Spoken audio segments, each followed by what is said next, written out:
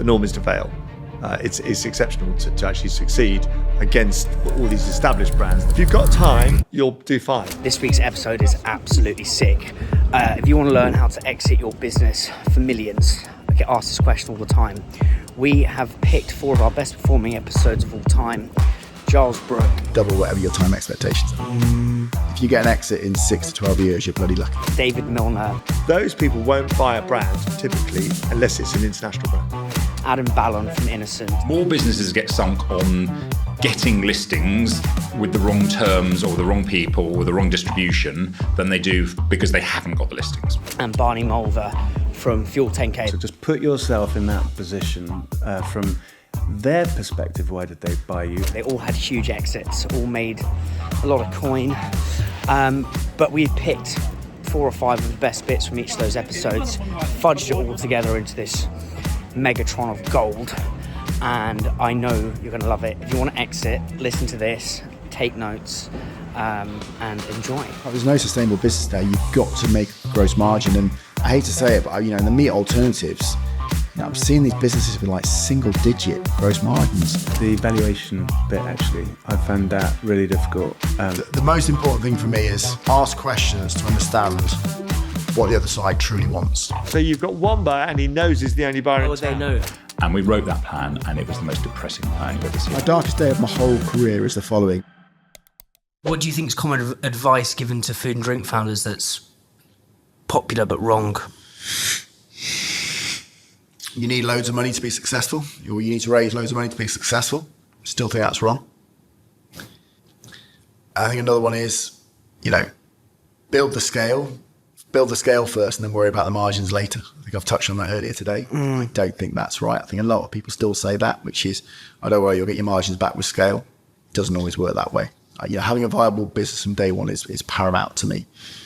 And then one which you'll laugh at, I'm sure, which is, a lot of people say, I'm going to set this business up and sell it in 3 to 5 years. Never happens. Double whatever your time expectations are. If you get an exit in 6 to 12 years, you're bloody lucky. That's one thing that was one of the slides in my talk at Bread and Jam is founders who, again, it's cool to look at Silicon Valley. Yeah. And in Silicon Valley, you have these unicorn brands that are, like the Airbnbs, the $1 billion brands. We put those on pedestals and it's like, that's the unicorn. And the point is be a donkey, not a unicorn. And actually in food and drink, it's a way longer process because the actual, for a tech brand, for it to generate users, like it can be 10 minutes. Yeah. For food and drink, someone's got to literally go to a store with all the supply chain. And I think that's one thing I've learned is from every guest. And that's one of the big things that's changed in my perspective is it's a long game. Yeah.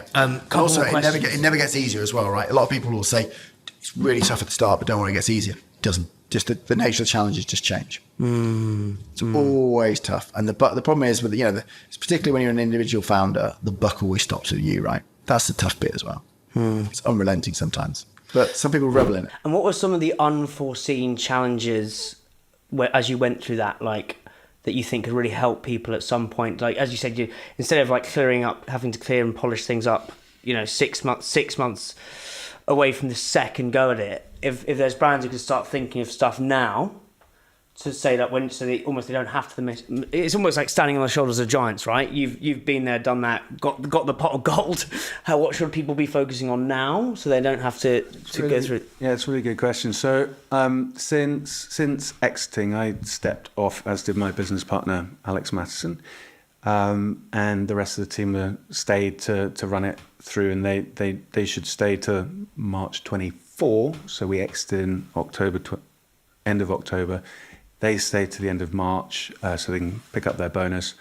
And of course, they could leave beforehand if they wanted to, and some chose to stay on and what have you. So to answer your question, since then, I've spoken to many founders in the food industry of all shapes and sizes. And some of these founders believe that they're getting close to a potential exit themselves.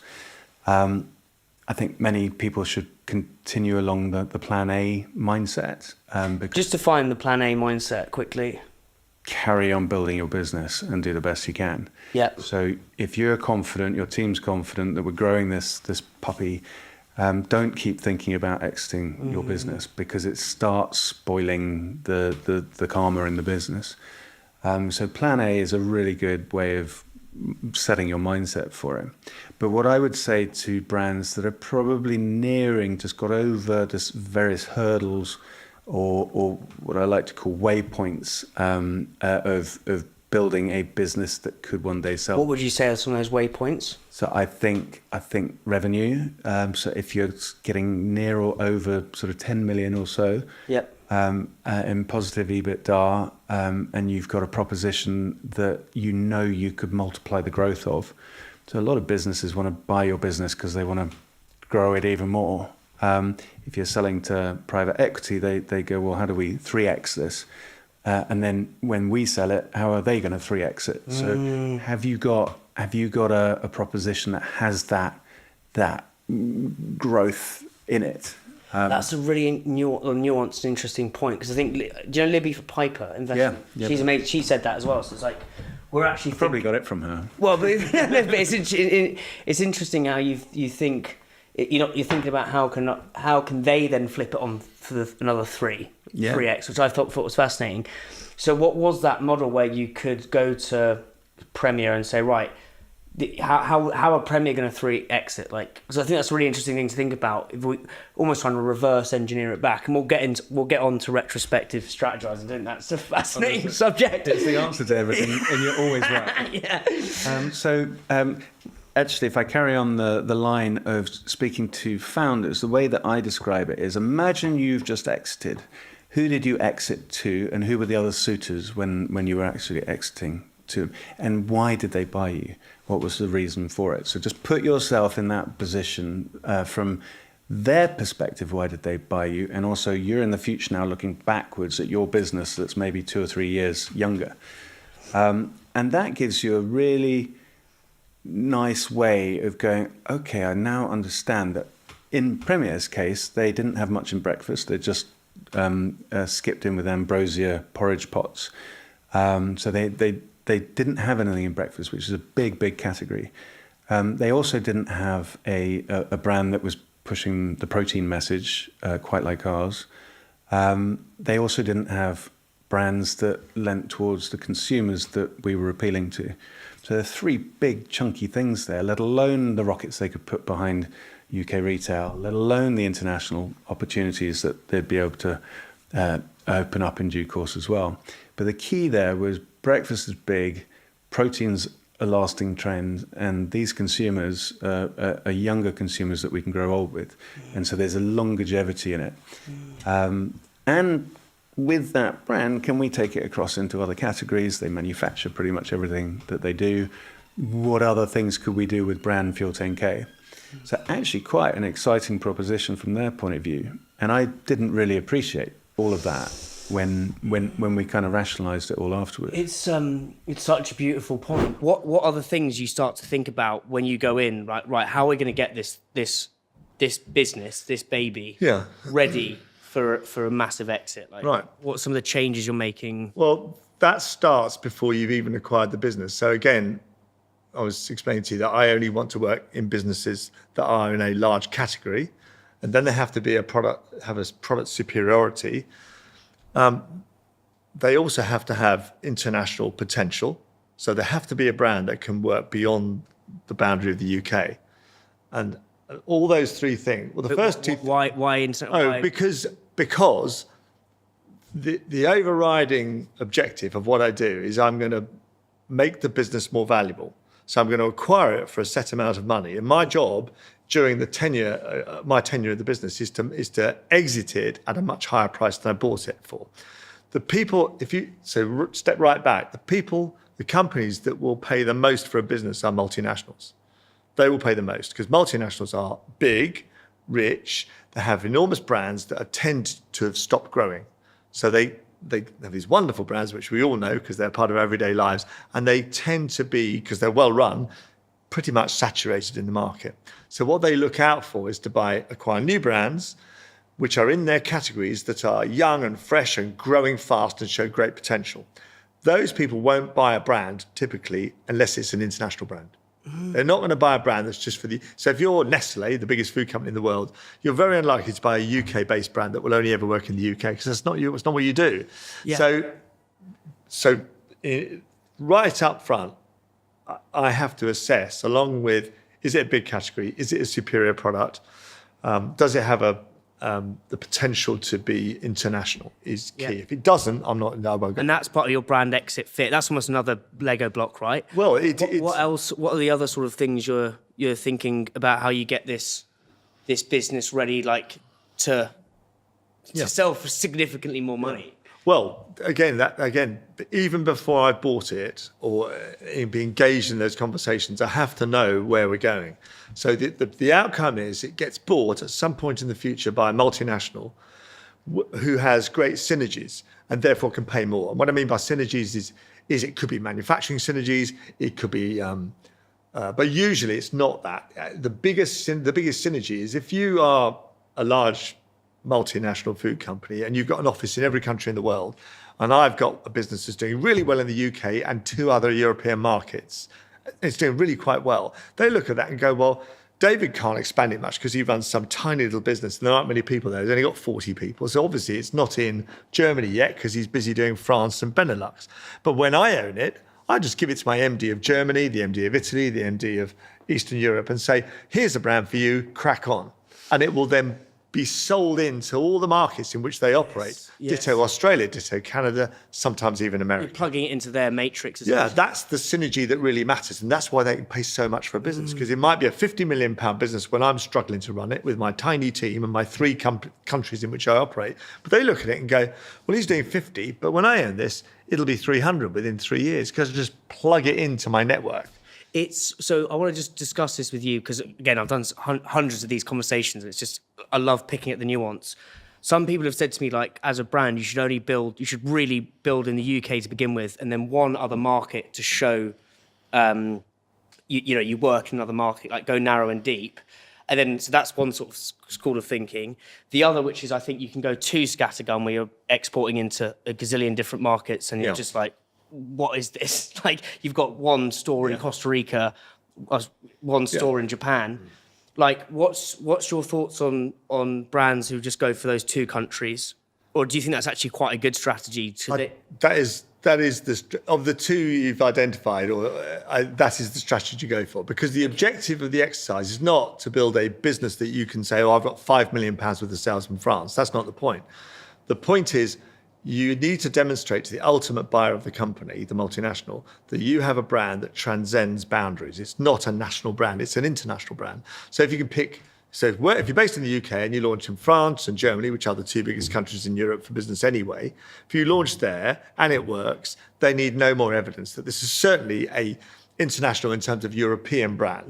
No, it may not work in Africa, it may not work in Canada, who knows? But it's certainly work in Europe, and that's generally enough. I've heard you talk, and Libby talks about this better versus different proposition as kind of a common thread through most of the brands you invest in. I'd love to kind of tease that out, and then we can talk about this internal versus external. Yeah. So I think first, because there's a lot of people I've spoken to, it's like, and I even did like a little talk about this, which is be different, not better. Yeah. And it's almost like everyone says they're better. Yeah. We're more prebiotic, we're more probiotic, more blah, blah, blah, blah, blah. Yeah.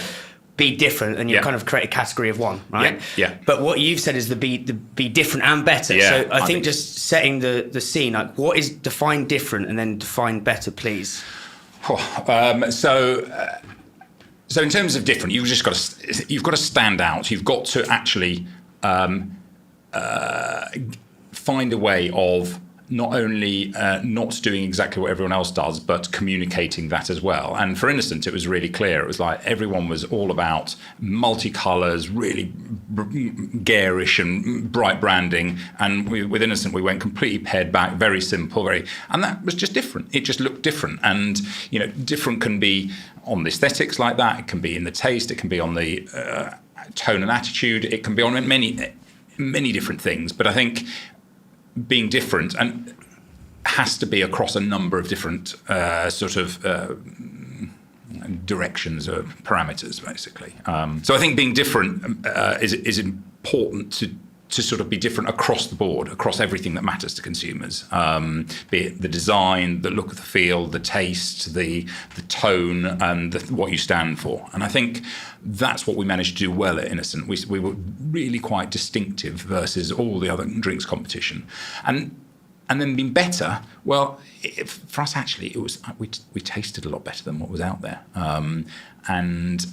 And that's subjective, obviously, but actually that's what people fundamentally care about in a food product. And all the stuff around the way we talk, the pictures we drew, the silly jokes, that was all secondary to the fact the products were great. And obviously, better didn't mean everybody found them delicious, but on average, people would definitely prefer ours to pretty much anything else out there. And we spent all our efforts on doing that, and then the funny little sort of marketing bits were the add-ons. So it was absolute focus on the product. That was the heart of all the marketing that we ever did.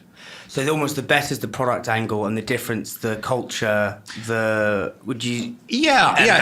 branding. Yeah, obviously, yes, exactly. So if you're better, you are different to some extent, but you need more than just being sort of tasting better. If we were just tasted better but had exactly the same packaging, exactly the same look, tone and feel as everyone else, I don't think the business would have worked. You kind of need to do both at the same time.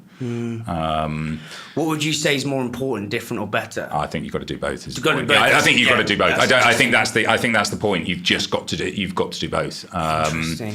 Because you otherwise just don't, if you're better but the same, no one notices you. It's you grow very slowly, if at all. If you're different but not better, you get noticed and no one then uses you, comes back again. So you kind of need both. And that's the thing with business. Business is hard, right? Starting a business is hard. You need to get everything lined up. You can get 9 out of 10 things right. And if that 10th thing is a key thing, business may not work. So that's why it's a rare thing for businesses to work. And anyone who's doing it it's a bloody hard work and a challenge, right? But the rewards are great when you get it right. So there were a couple of big things that happened that actually really accelerated us.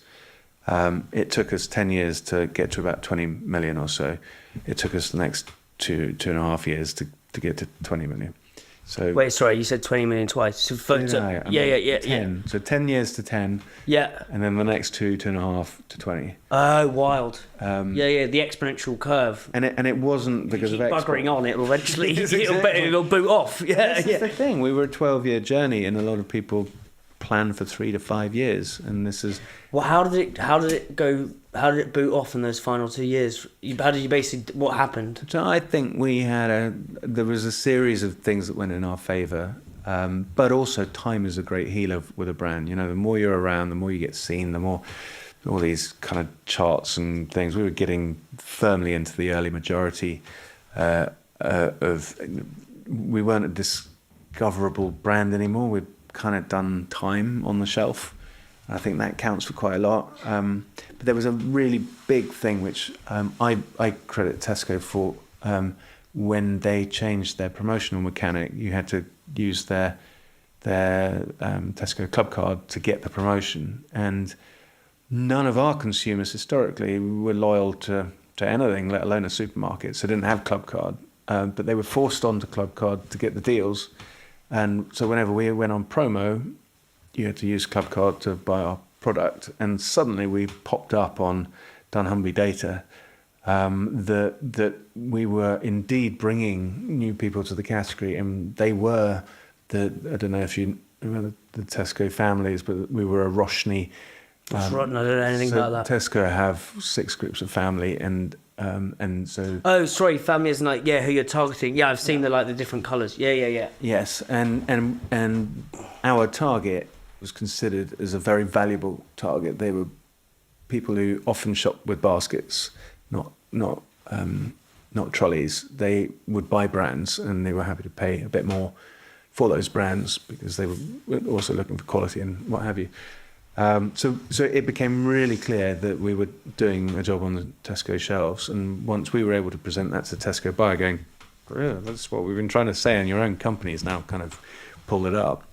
We got a big kick on from Tesco. As a distribution kick on. Yeah. And then we were able to take that information in its own forms to other parts of the market to grow up. And then to these Lego bricks, right? What we'll do is we'll start broad brushstrokes, then we'll go into the weeds of nuance by brand. But so the first one is the TAM, about how big is the market with the brands you pick. The second one could be the great product, the premium niche.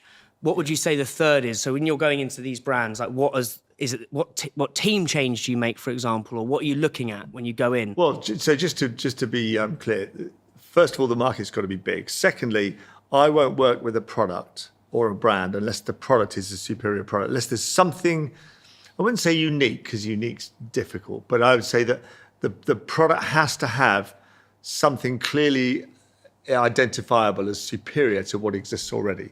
And everything I've done, whether it's, I remember with Tyrrell's, getting rung up and told there's this brand, and I hadn't actually heard of it.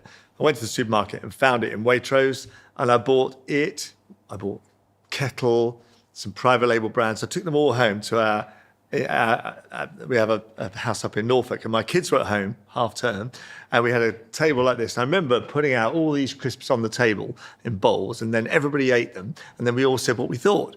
And Tyrrell's came out as easily the nicest because it was thinner and crispier, less oily. People liked the packaging. So that was a sort of start point. I thought, well, actually, yes, I can see this tastes better than Kettle. And I thought to myself, well, we've got a better product than Kettle. Kettle's a £100 million brand. We're a £10 million brand. We're not in any shops. If I can just get this in the shops, we'll win. So it was, if I can get this distributed. So I think, I don't want to gloss over how important it is having a product where you really have got something that's better than the competition. So, and again, I won't get involved in a product unless there's something clearly superior, demonstrable product benefit over what exists. So that's number two. Yes. In terms of what's next, probably for me, you need a clear plan. You mentioned focus earlier on. Focus is key in everything in life, but particularly in business. There's a million things you could be doing. You could be worrying about the government's latest tax changes or global warming or any number of things which you have no control over. But what I always try and do is start with the end in mind. So work out what it is I'm trying to do with this business, in what period of time am I going to achieve it, and specifically, where will it be when I've finished? Once I've worked, sorry. No. I think it's so good. I think to add some colour to this, out of the brands you've worked with, what was the most sticky and messy to begin with, and what plan did you put in to get it from X to Z or Y to Z? Maybe it was Saint Pierre or Tyrrell's or. I think the one that I found the most challenging was Lily's Kitchen, because Lily's Kitchen had about 10% of its business was direct to consumer through its own website, which was. It's pet food, isn't it? Yeah. Yeah, so Lily's Kitchen, premium pet food, incredibly cool branding, which was all there before I arrived. I already looked fantastic. And it had the reason I like the product, back to why I like the product, if you pick pedigree chum chicken, it's got 4% chicken in it, or it did then. Maybe they've got 5 in there, or maybe it's 3, or none. But it was very, very low level of chicken, and our chicken product was 65% chicken. So I thought, even I can work that. That's probably going to be better. So love the product, love the packaging. I've completely forgotten what I was talking about now. Plans. Where are we going to go? How to work out where you're going to be in the end. It was doing okay in supermarkets, doing quite well actually, but I did think that the direct consumer business should be better, because I had 2 dogs of my own, and the idea of going to a supermarket and picking up a great big bag of pet food and putting it in amongst the groceries always seemed a bit weird to me. So we had it delivered from, I think it was Amazon or something. So every month, if your dog likes the food, you stay on that food forever until your dog either dies, or there's no point having it, or if he gets ill, then you buy something else. But if those 2 things don't occur, you'll stay with the brand. So it's a perfect direct-to-consumer brand. But I'd never sold anything through Amazon before. I didn't know anything about direct-to-consumer. I just knew really about supermarkets. And so we went in to meet Amazon and had a fantastic meeting. It was really interesting. It was all new to me. And we realized that you could build a business where you had your own website selling direct to consumers, but you could also sell through Amazon. And those 2 things didn't actually conflict. So that was logically, that would have, at the start, that seemed impossible, but in fact it worked. And it didn't conflict with the supermarket business. So I assumed at the start, gosh, if I build a big direct-to-consumer business through Amazon, that's going to upset Sainsbury's who've just listed the product. But they didn't seem to notice or worry. And I don't think they actually competed with each other. I think there were different people buy direct than buy in a supermarket. And so you're asking me what, of all of them, which was the least clear at the start of how I was going to do it, I'd say it was the pet food business because of this multi-retail point of building the business, whether it's your direct-to-consumer business through your own website, Amazon, actually selling to consumers direct through the website of the supermarkets, which is a third way of D2C in effect, or supermarkets or pet food. I mean, it's the most fragmented of all the markets I've worked in. And that actually, for many reasons, it's very attractive because of that, because you're not beholden to one customer. Like if you've got a supermarket brand, over 30% of all your sales is going to be through Tesco. Yes. So that's a good thing, but also it's a concentration. House of cards, It could potentially. be that's not always that good. So how you took Lily's from what size to what size? I think it was about 5 million when I first got involved. And today it's over 100 million. 100 million. Yeah. So that 5 to 100 million journey is what a lot of people listening to this will want to try and go on at some point, whether that's bringing outside people in. And you said in terms of the plan, it was the focus things. Like, so what were you doing? So we had this D2C operation.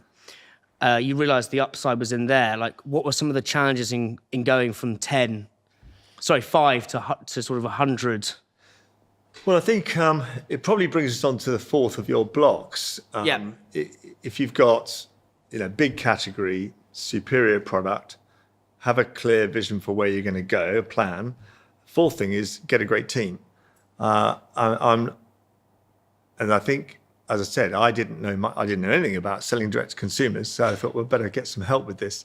So Amazon actually, if you want to work with Amazon, you can work with companies who are expert in doing that. And in fact, what we did, we engaged with Tambo, I think the name of the company is, and Tambo had their own account manager who sold our products in to Amazon for us. So we basically outsourced the account management to Tambo. And then the other thing we did is identified a business that did brilliantly direct to consumer, which is Hotel Chocolat.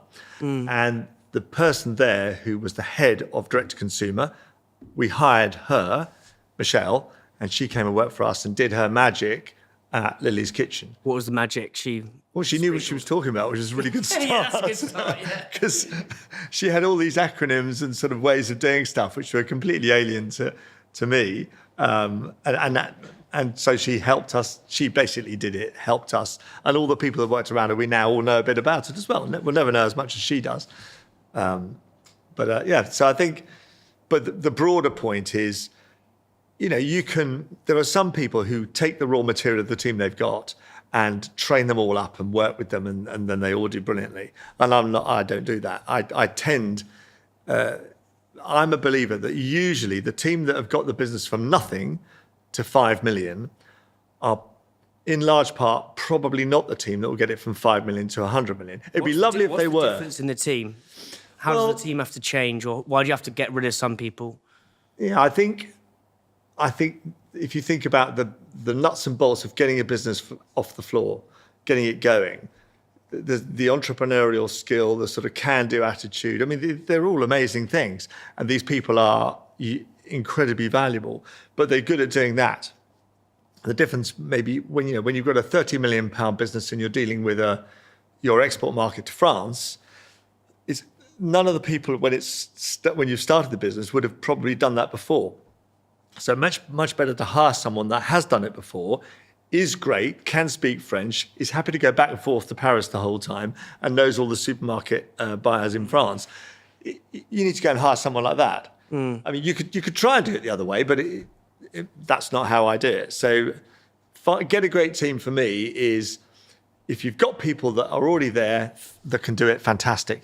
But in my experience, you need to supplement the team with the skills you don't currently have. I'd say this is probably the number one area that I think is fundamental to being successful and not successful today. And it's really interesting because I'm not really a big user of social media things like LinkedIn, but I have been on LinkedIn a bit in the last 2 weeks. And it's amazing because there seems to be a bit of a conversational thing with various founders saying, do you know what, if I knew that now, I would do this.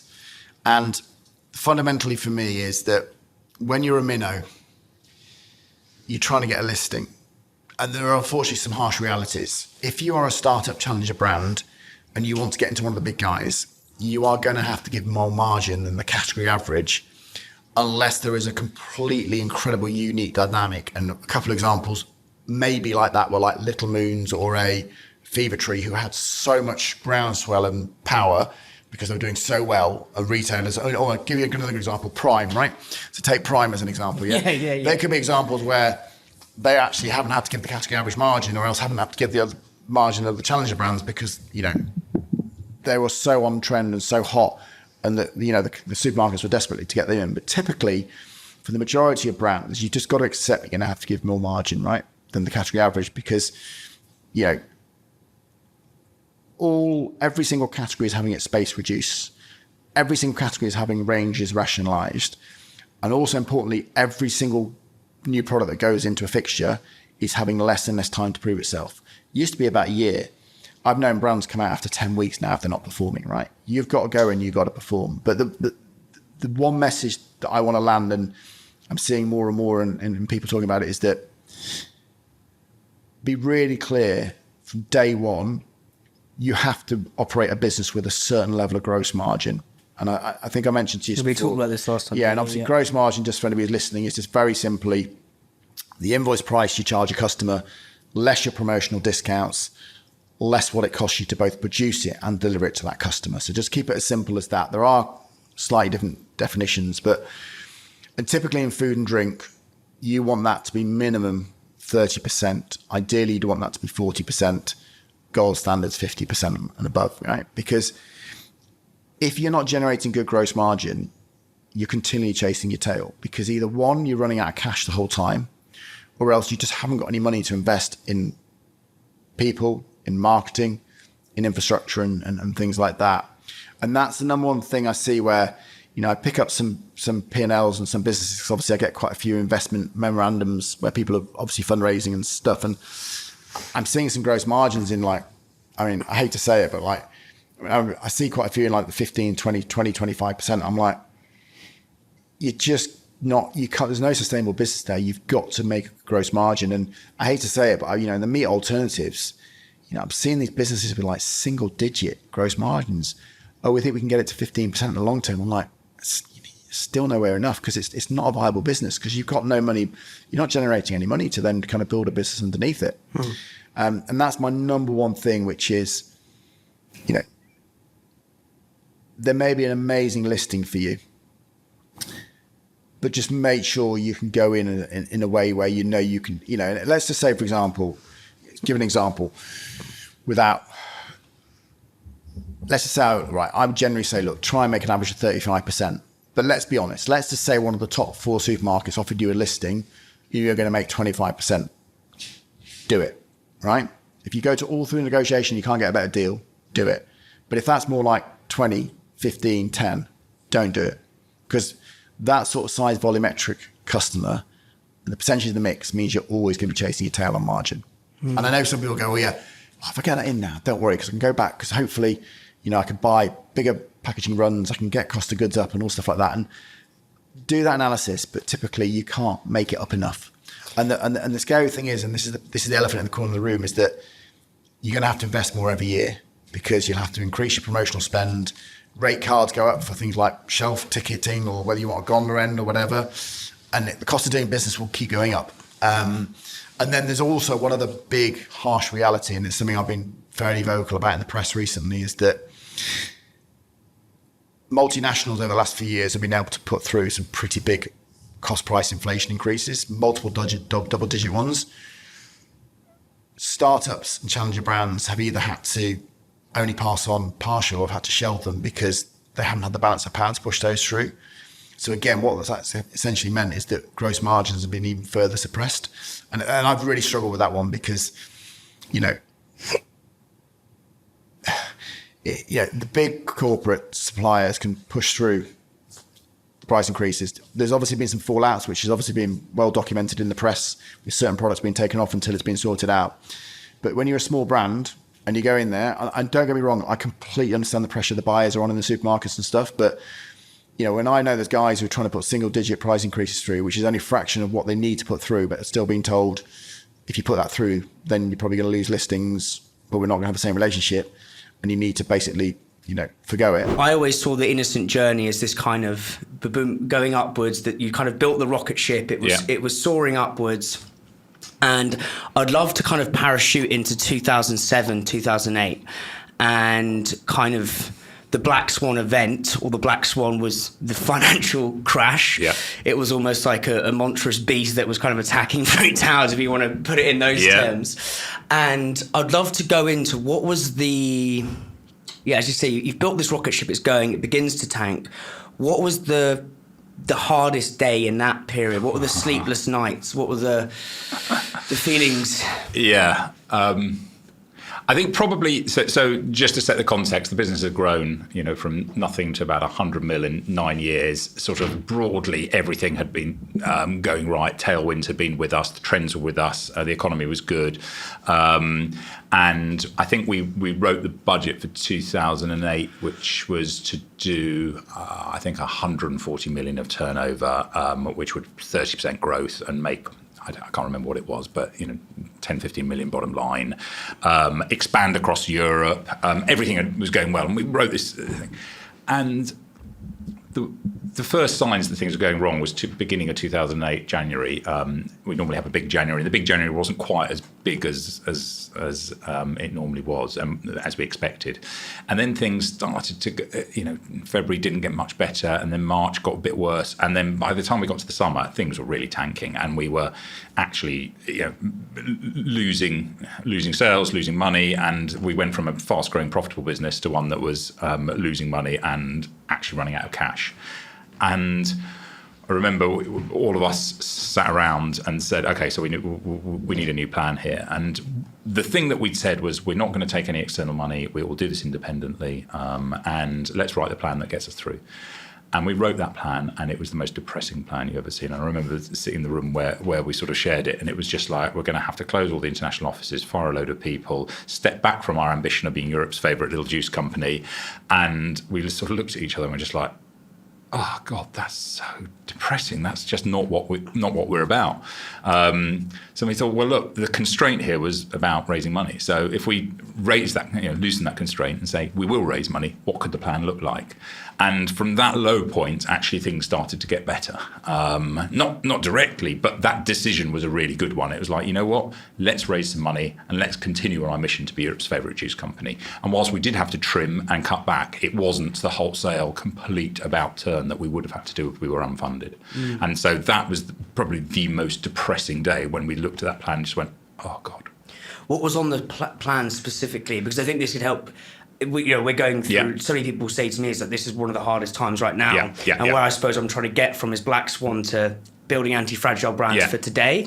Like, what was on that plan back then, and what do you think people should be putting on their plans to survive kind of this tumultuous time? I suppose, but just pulling back a bit, I think what happened in 2008 was sort of everything that could go wrong went wrong at the same time. And I think that's sometimes life is like that, actually. And Black Swan events actually are a bit more frequent than you sort of realise, because there was that, and then obviously the pandemic. And so actually that's, thinking forward, it's realising actually when things go wrong, often they go wrong in 2s, 3s, 4s, 5s. And that's exactly what happened for us in 08. So obviously the recession hit, people stopped spending on what they saw as needless luxuries. And Innocent, for some people, was seen as that.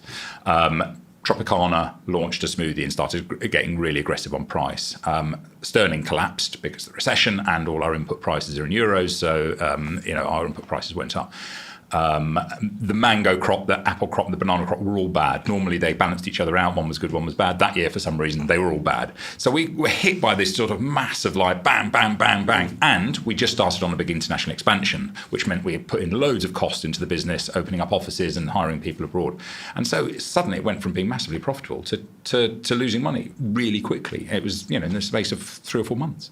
So that was the context. And I suppose to answer your question on the plan that we didn't follow was basically a slash and burn, cut everything right back. Basically close all the offices outside of London. We would have had to let a load of people go, cut all MPD, all marketing, and it was just like, oh, that's too depressing. And we were fortunate. We hadn't diluted much. We hadn't raised a lot of money beforehand, so we had the capacity to raise money, which is what we went and did, and that allowed us to basically invest through the tough time, the recession, where many other people didn't, and that helped actually form the foundation of the next growth of the business. And what would you say in that period of time, this, as you say, this stress period, and you guys have come out, post-traumatic growth is what you were saying. Yeah. How do you personally, like when you go back to home to Notting Hill, how do you deal with that pressure? Because I'm kind of asking this selfishly as well, because I feel a lot of pressure, and I think... Look, I think actually it was always...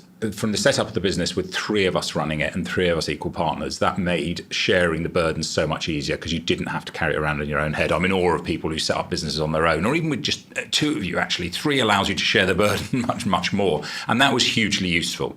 But then by the 2007-8, we actually had a great top team. So it was the whole board team. And we were just very transparent. So whilst we all felt it personally, we could at least sort of share the feelings between us. And I think that was hugely important.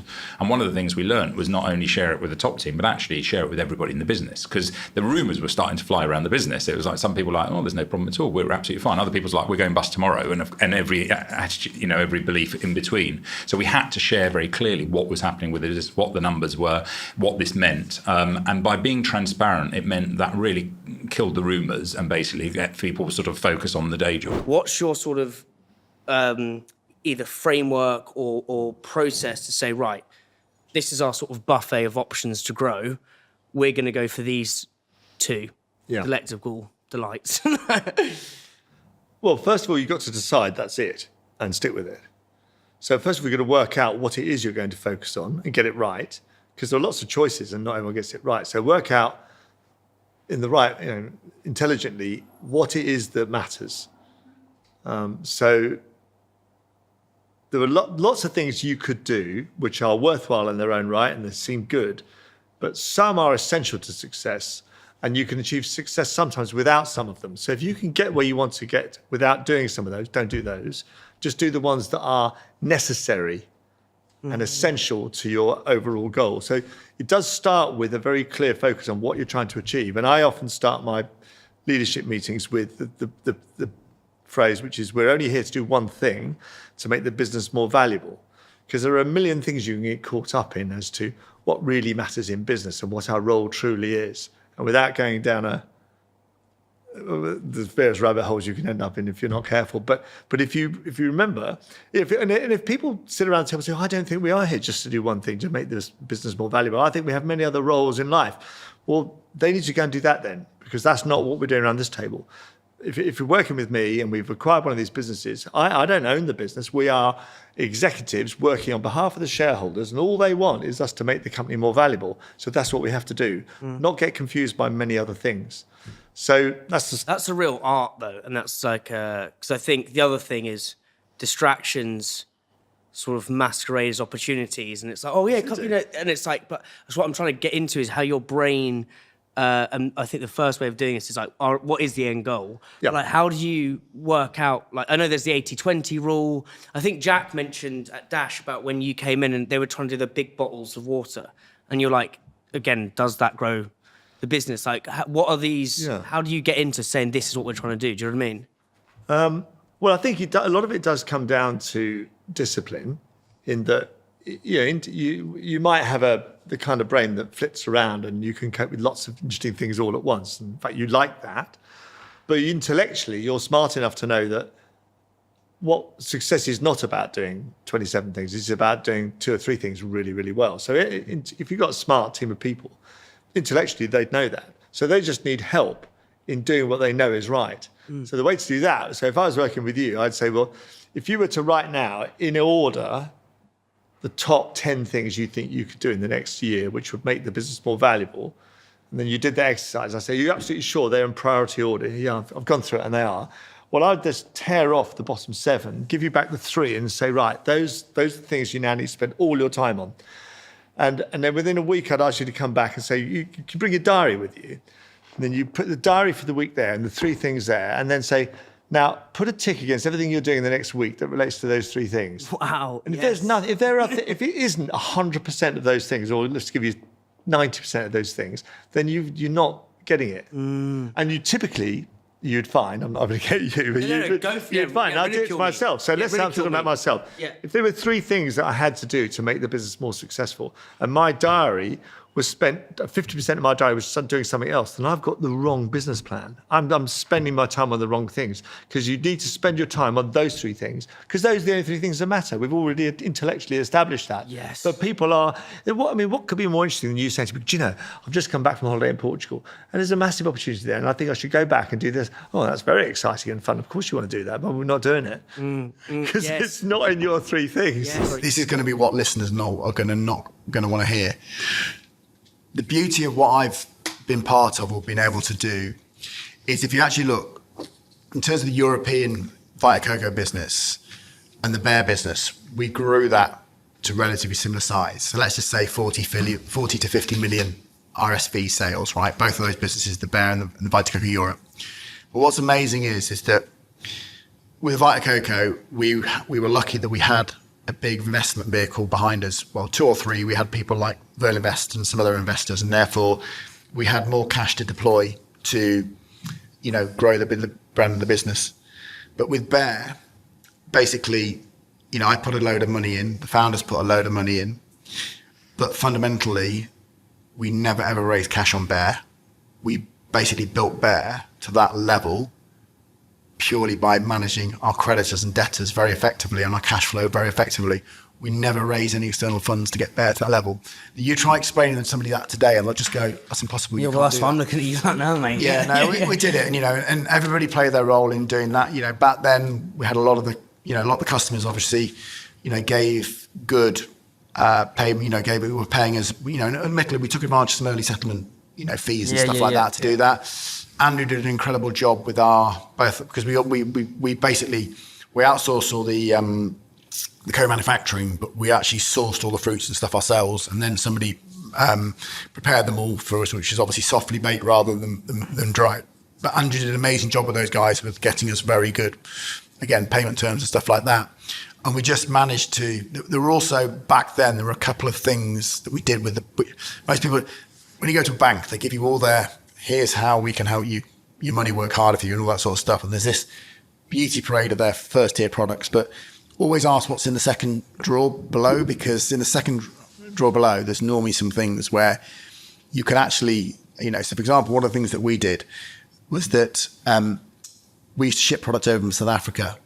And what happened was... Bear. Yeah, Bear. Sorry. Yeah, Bear used to ship product from South Africa.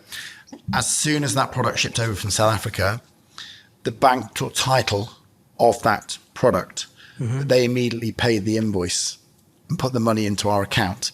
So it meant that we got cash straight away on a product that was coming over. They obviously held the rights of it.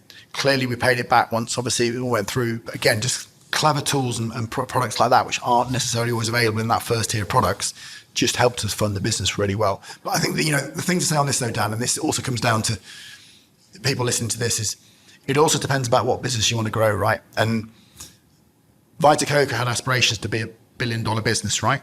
Today it's sitting at a 1.58 billion market cap. It probably, hopefully, will go towards 2 billion market cap, right? Because it's growing and growing and doing a fantastic job.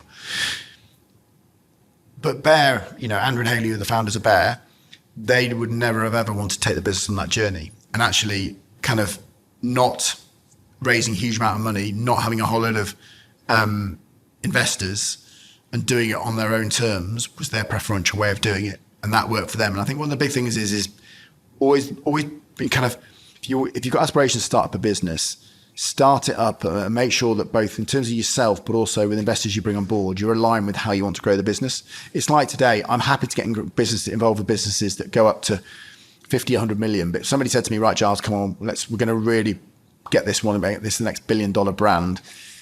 That's not me, I've got to be honest. That doesn't excite me. Some people love, making businesses as big as they can. Mine's the exciting bit, which is getting off the ground. Yeah. And then suddenly becoming, like Bear and Vita Coco are both UK favourite household brands. That's enough for me. Again, if you think about the end game, you're going to want to sell this to a multinational. They don't want to buy private label businesses. There's a number of things they need. So first of all, it needs to be an international brand. Secondly, it needs to be one brand. Now, people will disagree with me on this because lots of people build up their company by making acquisitions. They end up with a stable of wonderful brands they'll describe. So when you say one brand versus a house of brands, yes, examples of that would be... Well... so St. Pierre's one brand. Everything I do is one brand. Yeah. They start off with more than one brand. So we've got more than one brand at Costa Malika. We have more than one brand at St. Pierre. But when it's a multinational, they don't want 3 really good sort of medium-sized brands. They want one. You say, so what were the different brands at Costa Malika? Well, I don't want to go into all... Well, Non Amalfi. So we have a brand there called Non Amalfi. We have a brand there called Baker Street, which still exists, but it's tiny. But I'm a great believer in focus. You mentioned it earlier on. You can't focus on your main brand if you've got 3 main brands. Okay. So in order to get the best out of your business, you need to focus. But more importantly, I think selling a business that's made up of 2 or 3 or 4 brands to a multinational is going to be really hard work because they don't want that. The struggle you have with a multinational is, if I'm going to buy you, are you big enough that I don't crush you? So there are kind of rules. Say that again. If I buy you, I'm big enough. Are you big enough? Yeah. So I love your brand. You grow fast. You're cool. You're in the right category. But you only turn over 30 million, and I turn over 50 billion. The biggest failing, or the most frequent failing of a brand that gets acquired by a multinational, is it's so small that it gets crushed. It gets ignored. It gets stepped on. People forget about it. All sorts of things. But basically, it's not big enough to worry about. So the challenge, so they really like to buy businesses that are at least 50 million, and pushing towards 100 is great because then that's big enough. Yeah, yeah. If you've got 3 brands that make up your 50 million, they're 15 million each, that's going to be very hard to sell. Yes, interesting. So I have this argument up front because usually the entrepreneur has built up this 2 or 3 brands, and they all do something different. Oh, we love it because this covers this part of the market. This is the premium bit. This is the cheaper end. This is the, I don't want to do that. I want to make it one brand. So it's only my personal opinion. I mean, people have sold businesses that are more than one brand, but I think it's not the right approach. The brand didn't make up most of the revenue. And so if we're going to maximize the value of St. Pierre, the key was to make the brand very successful and well known. And I don't know if you can pick up the... Yeah, it will be behind There's the you. packaging behind me. Here's what we made earlier. So that branding there, that's not the branding we had when I arrived. The St. Pierre name was written in a script, very attractive script, but you couldn't actually read St. Pierre. So I was with Perry in Los Angeles in a supermarket, and we'd gone over there to the Natural Food Show at Expo West. And he went up to the chap loading the shelves up with this orange packaging. And he said, "You seem to be busy doing this with this brioche. That comes from France." I go, "Yeah, it comes from France." He said, "And what do you know the name of that brand?" And he said, "Well, no, I don't. We just call it the orange one." And so Perry came back to me and said, "I told you that bloody packaging was awful. They can't read the name. They call it the orange one." So, well, that's no good. No one knows a brand name. So Perry redesigned all the packaging. So my start point on brand recognition is always packaging. And so we changed the packaging so you could read. It was called St. Pierre. And then we went from there, and we had a brilliant marketing director at St. Pierre who come in from the Happy Egg Company. And she created some brilliant online ads and social media stuff. And we did very good PR and built the brand up from there. But that was the one thing I had to sort out in that business. A lot of that business was already good. It was big, it was profitable, it had a US business, but it wasn't a US branded business, or not to the extent we wanted. Everything to that, how do I get value for the shareholders? How do I get it It to was the about the brand. Holy brand. Yeah, because if you got a private label business and you turn over 100 million and you make 10, Well, it's changed slightly, but you used to get sort of 8 times EBITDA. So your £100 million business was worth 80 million.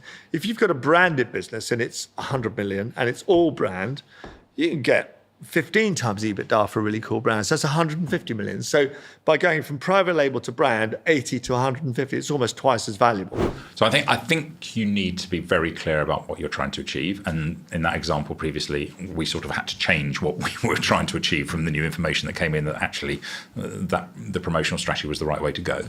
But be very clear, because I think it's quite easy to go into things without that clarity. Be very clear what you're prepared to trade away.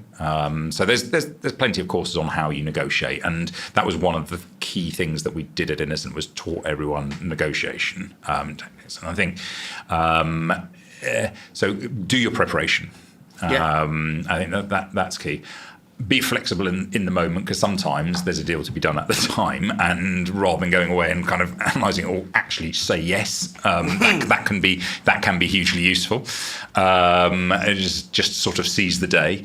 But also the flip side is like be prepared to walk away and say, you know what, this isn't going to happen, because sometimes things change on the other side and they'll come back to you. So it's that reading the room is incredibly the bit you said there about the flexibility of the being able to actually accept a deal versus, is there an example where you've well, I suppose Tesco is the example. Yeah. But I suppose the other side of that is when you've had to walk away, because.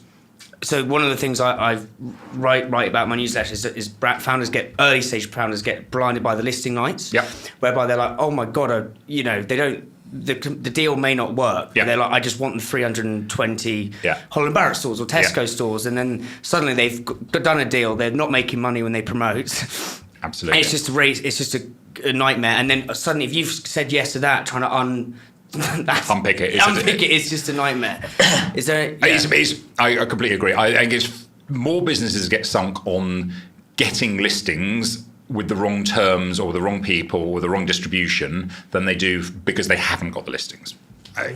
Yes. So it is, and because for all those reasons you say, it's exciting. Oh, I've got a startup business. I'm getting a huge listing. I'm going to go to all these stores. It's like you just sort of end up not analysing whether it's really the right thing to do, and you can easily get carried away with yourself and say, yeah, I'll make it work, because actually you can't make it work, and it's the wrong thing to go to too many stores sometimes. We'll get on to what you think are the requirements for kind of building an anti-fragile brand in grocery as well.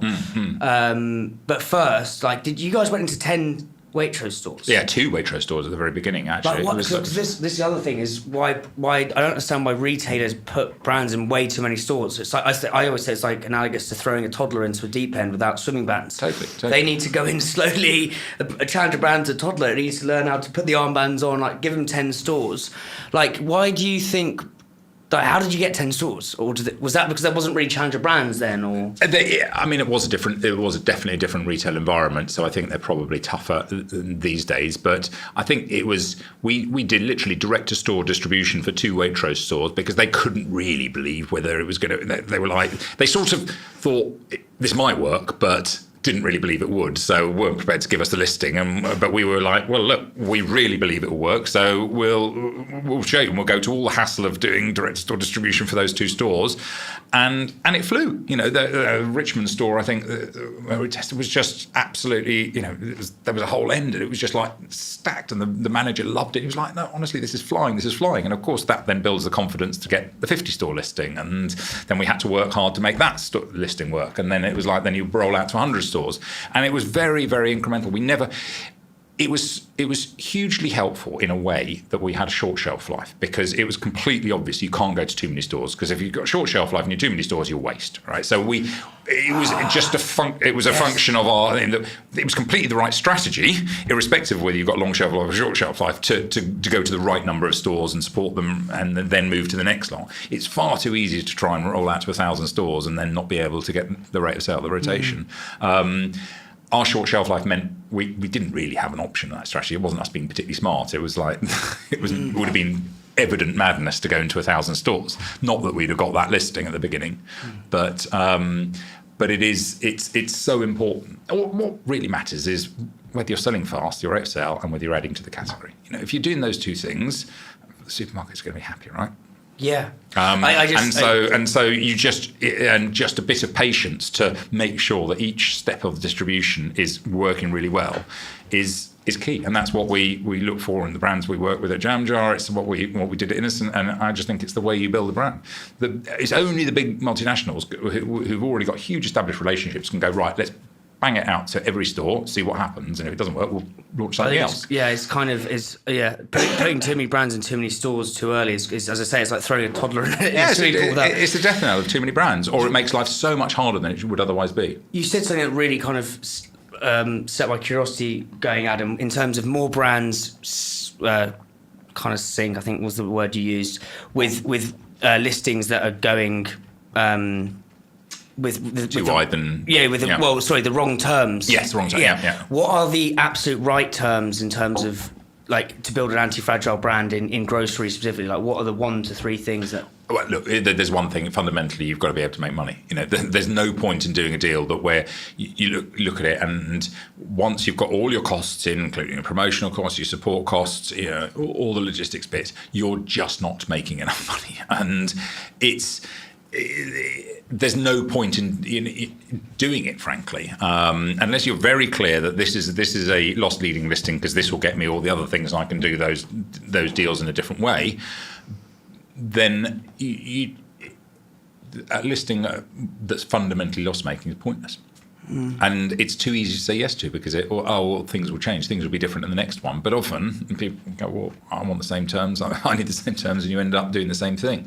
And that's, if you've got a good product and you believe in it, you make sure the price you charge is the price that allows you to have a sustainable business. It's both the price to make sure the profit's there, but also in cash terms. These days there's less room for negotiation on cash terms. You end up, doing whatever the supermarkets say. We pushed very hard at the very beginning to get very short terms, and that was hugely helpful in terms of allowing the business to self-fund. I'd love to start with, I think when we spoke on the phone a few weeks ago, or a couple of months ago, before you'd done the Future of Food thing, is we were talking about the exit of Fuel 10K, and you said to me that you went for dinner with one of these guys and you want to sort of look in the white of his eyes and say, like, is this actually going ahead? I'd love to know what sort of happened at that dinner, if you can disclose that. Where was it? Was it sunny? Was it sunshine? Was it winter? And talk us through that moment, because I think there's these moments in the brand building journey where things can kind of hang by a thread, and I'd love to know. Talk me through that. Yeah, I think it probably needs a little bit of context as to how we got there. So Fuel 10K we launched in 2012. Yep. And in 2022 we had an approach by Premier Foods, which I'm allowed to say. And we got quite far into the negotiation over the summer of 2022.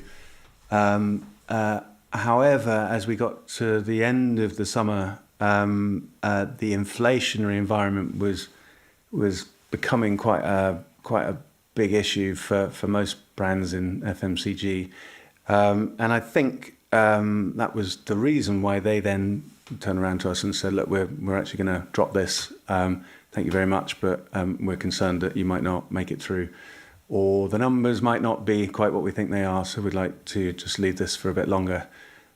Much to our disappointment. Describe that feeling, because I think it's, as Giles said the other week, goes more deals, 95% of deals don't get done. You'd be surprised how many get down the line and then it gets, and like, it's just that sort of, feels like your gut's falling through your arsehole kind of moment. Like, describe that. I think I've always been quite sort of, don't know what the word is, sort of open-minded to this. We always had plan A. Plan A was our plan to carry on and do the best we were going to do. And this was probably the most serious approach that we'd had. We'd had previous approaches before. So I suppose we were slightly hardened to it.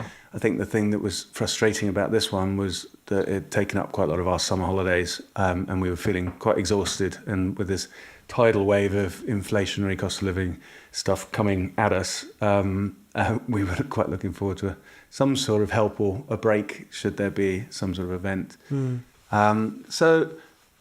I think you have to be quite hardened to all of this, and never count your chickens, if that's the saying. Besides, we weren't actually for sale. We hadn't put ourselves up for sale. Our numbers weren't set up for sale.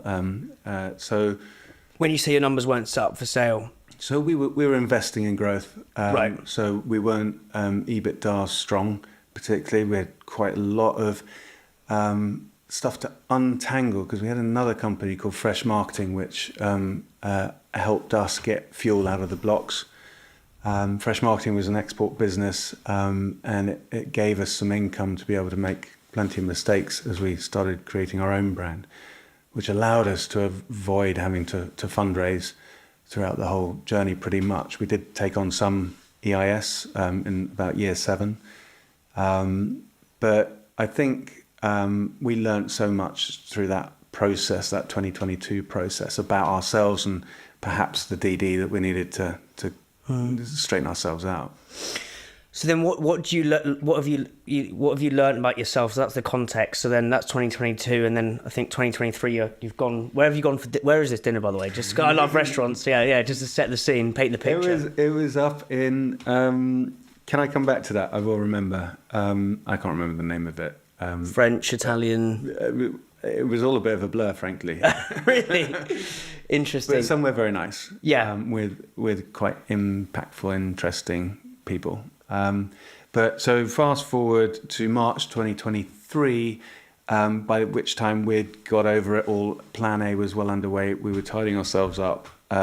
We had started thinking about maybe looking at doing a process, an exit or a sale process in 2024, but nothing sort of concrete. But we had a call from Premier again in March, and that was we've heard on the grapevine you might be maybe looking, can we have another look? And it was at that point where it's like, well, how do I know we're not going to lose another summer? So your original question, I wanted to see the whites of their eyes and know that I wasn't going to waste my team's time again. And what did they say when you had that dinner to them? What were you saying to them? The message was we are deadly serious. Yeah. Of course, there might be things that make it fall over during due diligence and what have you, but the intention was there, and that's what I was looking for. And as you walked away from that dinner, as you're hopping in a cab, like what is the sort of thoughts in your head? Because you'd had that period before where you said you'd been hardened, and you said you were kind of open to it, but what was different this time? Well, I think if I'm really honest, I was reasonably numb about it. I've always had the mantra that it ain't a deal till the second order's paid for. Oh, yes. Which is quite Lovely. a nice one. Yeah. You tell your salespeople, they got their first order from Tesco, but are they going to order again, and are they going to pay for it? So it ain't a thing until it's a thing, and that's probably quite a good mindset to enter these sorts of things. Yeah, I got stung the other day with a sponsorship deal I thought was game set match. Pass me the oranges, and then you tell your friends that I get way too excited. So I'm the sort of like, it's all done. You jinxed it. Yeah, I've jinxed it. Go down the double arms down the road and have a few beers, but it's premature. And then you said, so 2022 and then that next second luncheon or dinner, wherever it was, you cleared yourself up. You had to clear the business up. Like, what was the due diligence you had to do to get Fuel 10K into shape to then exit? Because I think that's really interesting. That time period from 22 to the eventual exit, which was March 23, but I'm assuming that meeting was before. The eventual exit was October 23. October 23. So the meeting was March. So okay, with you, yeah. It took from March to October to then get to the end. And what was the due diligence and polishing you had to do? So there was some entanglement with the Fresh Marketing business, because that had been the incubator, I suppose, of Fuel 10K way back when. We had some shared staffing between the two businesses, particularly back office. We also realised that actually there were quite a few things that we hadn't prepared ourselves for properly. A bit closer to you if you can. Yeah, just that. There we go. Like that? Yeah, perfect. I think we'd recognised that we there were some areas that we needed to tighten up on, particularly around how we were self-reporting to ourselves on our P&L, on our forecasting and what have you. And I think one of the best things that we did, and I remember someone saying to me, the best thing you can do is get an expert in the fields that you're feeling light on. And we brought in a CFO who had actually just been through an exit process with the Spice Tailor to Premier Foods. And he was leaving Premier Foods, and we invited him to come and join the gang to join our Plan A. So this was before the March thing. So he thought he was coming to join an exciting journey. It was an exciting journey, but perhaps not the one he thought he was going to join. And he became a very valuable asset to just tidying up everything that we needed to do, from all the paperwork to the trademarks, the contracts, all the things that a big business, a listed business like Premier would need. We had no idea. So without going into all the detail, there's a lot. Yeah. The most intense negotiations where you felt like you're at Brands Hatch. Let me think. What was it? I mean, actually, it was pretty. I think probably some of the most intense stuff was trying to get our first listing at Tesco. We'd got listings at Waitrose and Sainsbury's. They were really pro the brand. The brand did really well there, but Tesco was still holdouts, not really believing in the brand or the category, actually, because they'd had a slightly bad experience with the previous brand and it hadn't worked that well, and they didn't really believe Innocent was going to change things that much. But they were critical, 30% of the market, they're critical to getting the business to really work. And I remember them being very, very fixed on, okay, if the only way we're going to do this is by you promising to do a half price promotion around launch time, and we'd never done anything like that. We couldn't make money at half price. It was like, no way, that's not the way we do it. It's devaluing the brand, all this sort of thing. Sorry to interject, just to set the context, how big was the business at this size? So we were probably about 10 million turnover, so we were decent scale. Yeah. But we hadn't gone everywhere, and we were still mostly little bottles rather than the cartons, and the cartons as they were there. And I think it was it was interesting because we were like, no, we're not doing that. We're really principled. We're not going to do the half price. We're not going to do this. And Tesco were very like, no, well, you're not getting the listing then, sort of thing. And it was trying to work out whether there was a way through that or whether we had to take what they were saying and try and turn it into a positive. And I think actually that was the realization that actually they may be right, that really the way to get notice was to do those half price promotions. But at the same, if we were going to do that, we then needed to make sure that we were building brand at the same time. So actually we needed to be advertising at the same time. And we looked at what other sort of FMCG brands had done. And I think Actimel had done very similar sort of strategies. So we looked at what Danone did, and that was half price promotions with TV. And this is going back 20 years, so it might not be relevant now, but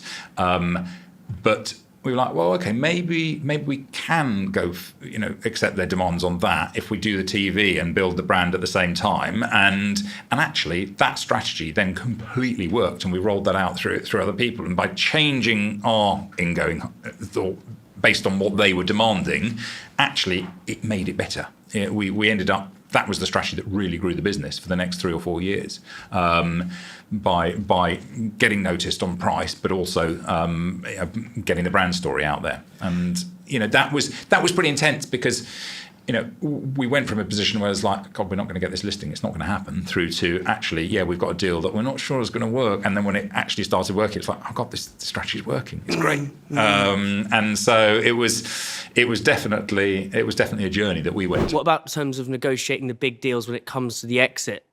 Is that the same sort of principle of like having two? Would you have two multinationals up against each other, or like? Well, if you're selling anything, whether it's your house, your car, or your business, the best thing is to have more than one potential buyer. So it's basic stuff. It's back to common sense. Yeah, but this is. So the trick with exiting a business at the best possible price, apart from is it in a big category? Do we have a superior product? Have we made the brand highly recognizable? Does it have international potential, Yeah. etc.? You need to have lots of people wanting to buy it. And it sounds bloody obvious, but a lot of people just run the business, get to the point and go, I've got to the size I want it to be, well, we want to sell it now.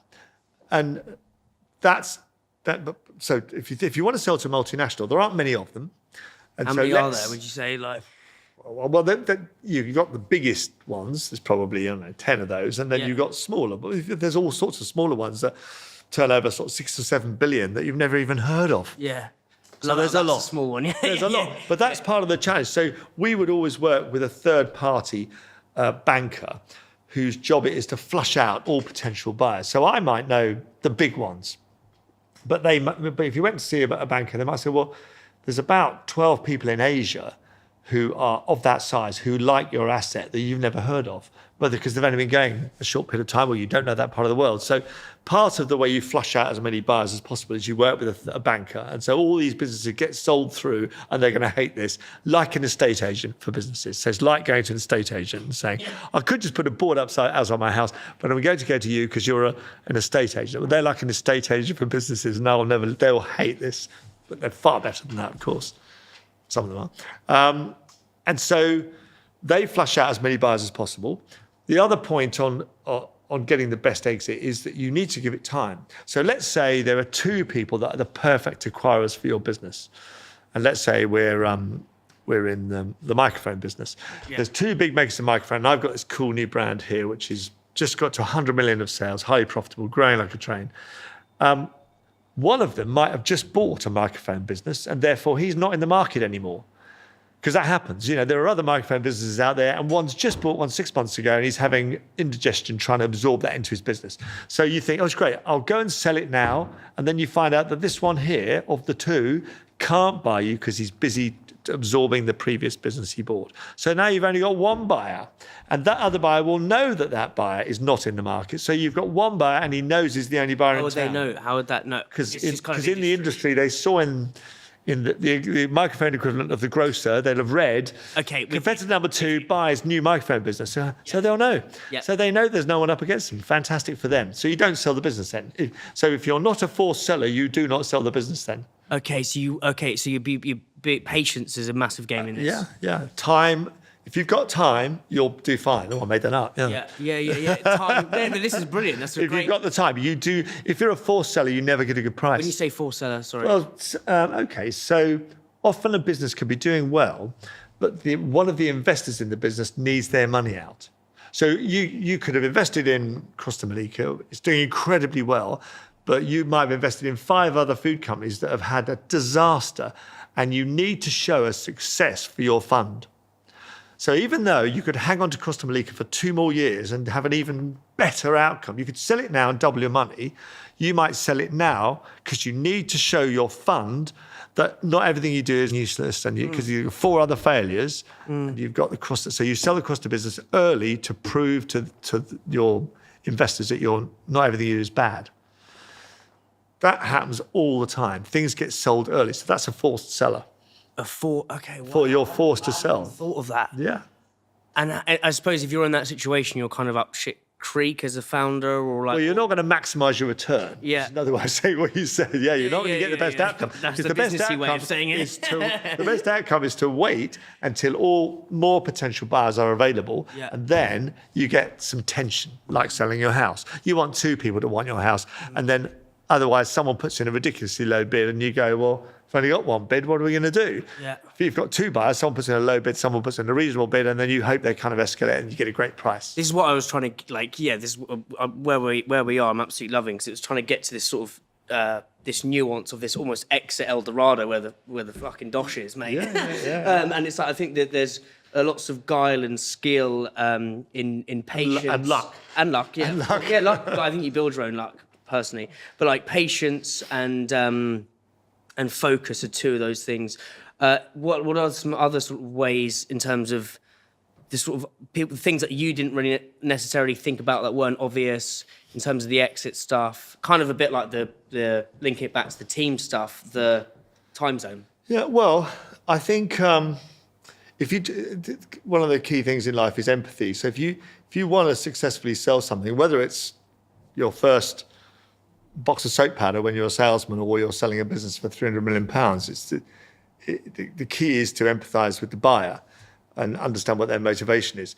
If you're the buyer of a business in a multinational, so you're head of M&A at a giant business, you want to buy businesses that do well, are a success, and they reflect well on you. That's sort of obvious. But you also don't want to take too much of a risk because you've got yourself into this wonderfully elevated position in a large company. You're well remunerated. You've got a great life. So people tend to be quite cautious. So one of the ways of dealing with that is to give them a really long runway to the business becoming available. So if you just turn up and say, this business, which you've never heard of, is going to be sold in the next 3 months, I think you should have a look. They're thinking, well, I'm the head of M&A. You've told me I'm going to need to review that, get my team looking at it. I've then got to present that the next time our company has a board meeting and there's a slot for potential M&A. I'm going to have to bring this to the board. If you work for a multinational, maybe only 4 times a year would they have a meeting on M&A. So if you come in and say, well, it's going to be sold in 3 months, there's no way they're going to bid for you because they're not going to interrupt the board doing what they're doing and say, I want you to look at this. You've never heard of the business. Frankly, I've never heard of it, but it's for sale. So what you do is about 18 months before you sell the business, you go and meet these people and you say, look, we're not for sale today. We haven't met before. You might not know the brand. Or let me tell you a bit about it. And they go, oh, and maybe you're lucky. And they go, well, that's interesting. And then that goes on their list of things that they might acquire at some point in the future. And then when they have their quarterly M&A presentation in front of the board, up goes your name. And someone goes, well, I've not heard of this one here. Well, who's that? And then, well, it's this. It's doing very well. It's in our category. It's quite small at the moment. It's not for sale today, but one to bear in mind. And then 6 months later, when there's the half-yearly review of M&A, you're a bit higher up the list. Oh, it's that one again. How's it doing? Well, actually, the guy, David, he came in to see me. He happened to be passing our office, so we had a coffee. I've made an appointment to go and see him, but you say, I'm in your city, can I come and see you? It's doing even better. It's now brand number 2 in the category. We really should look at this.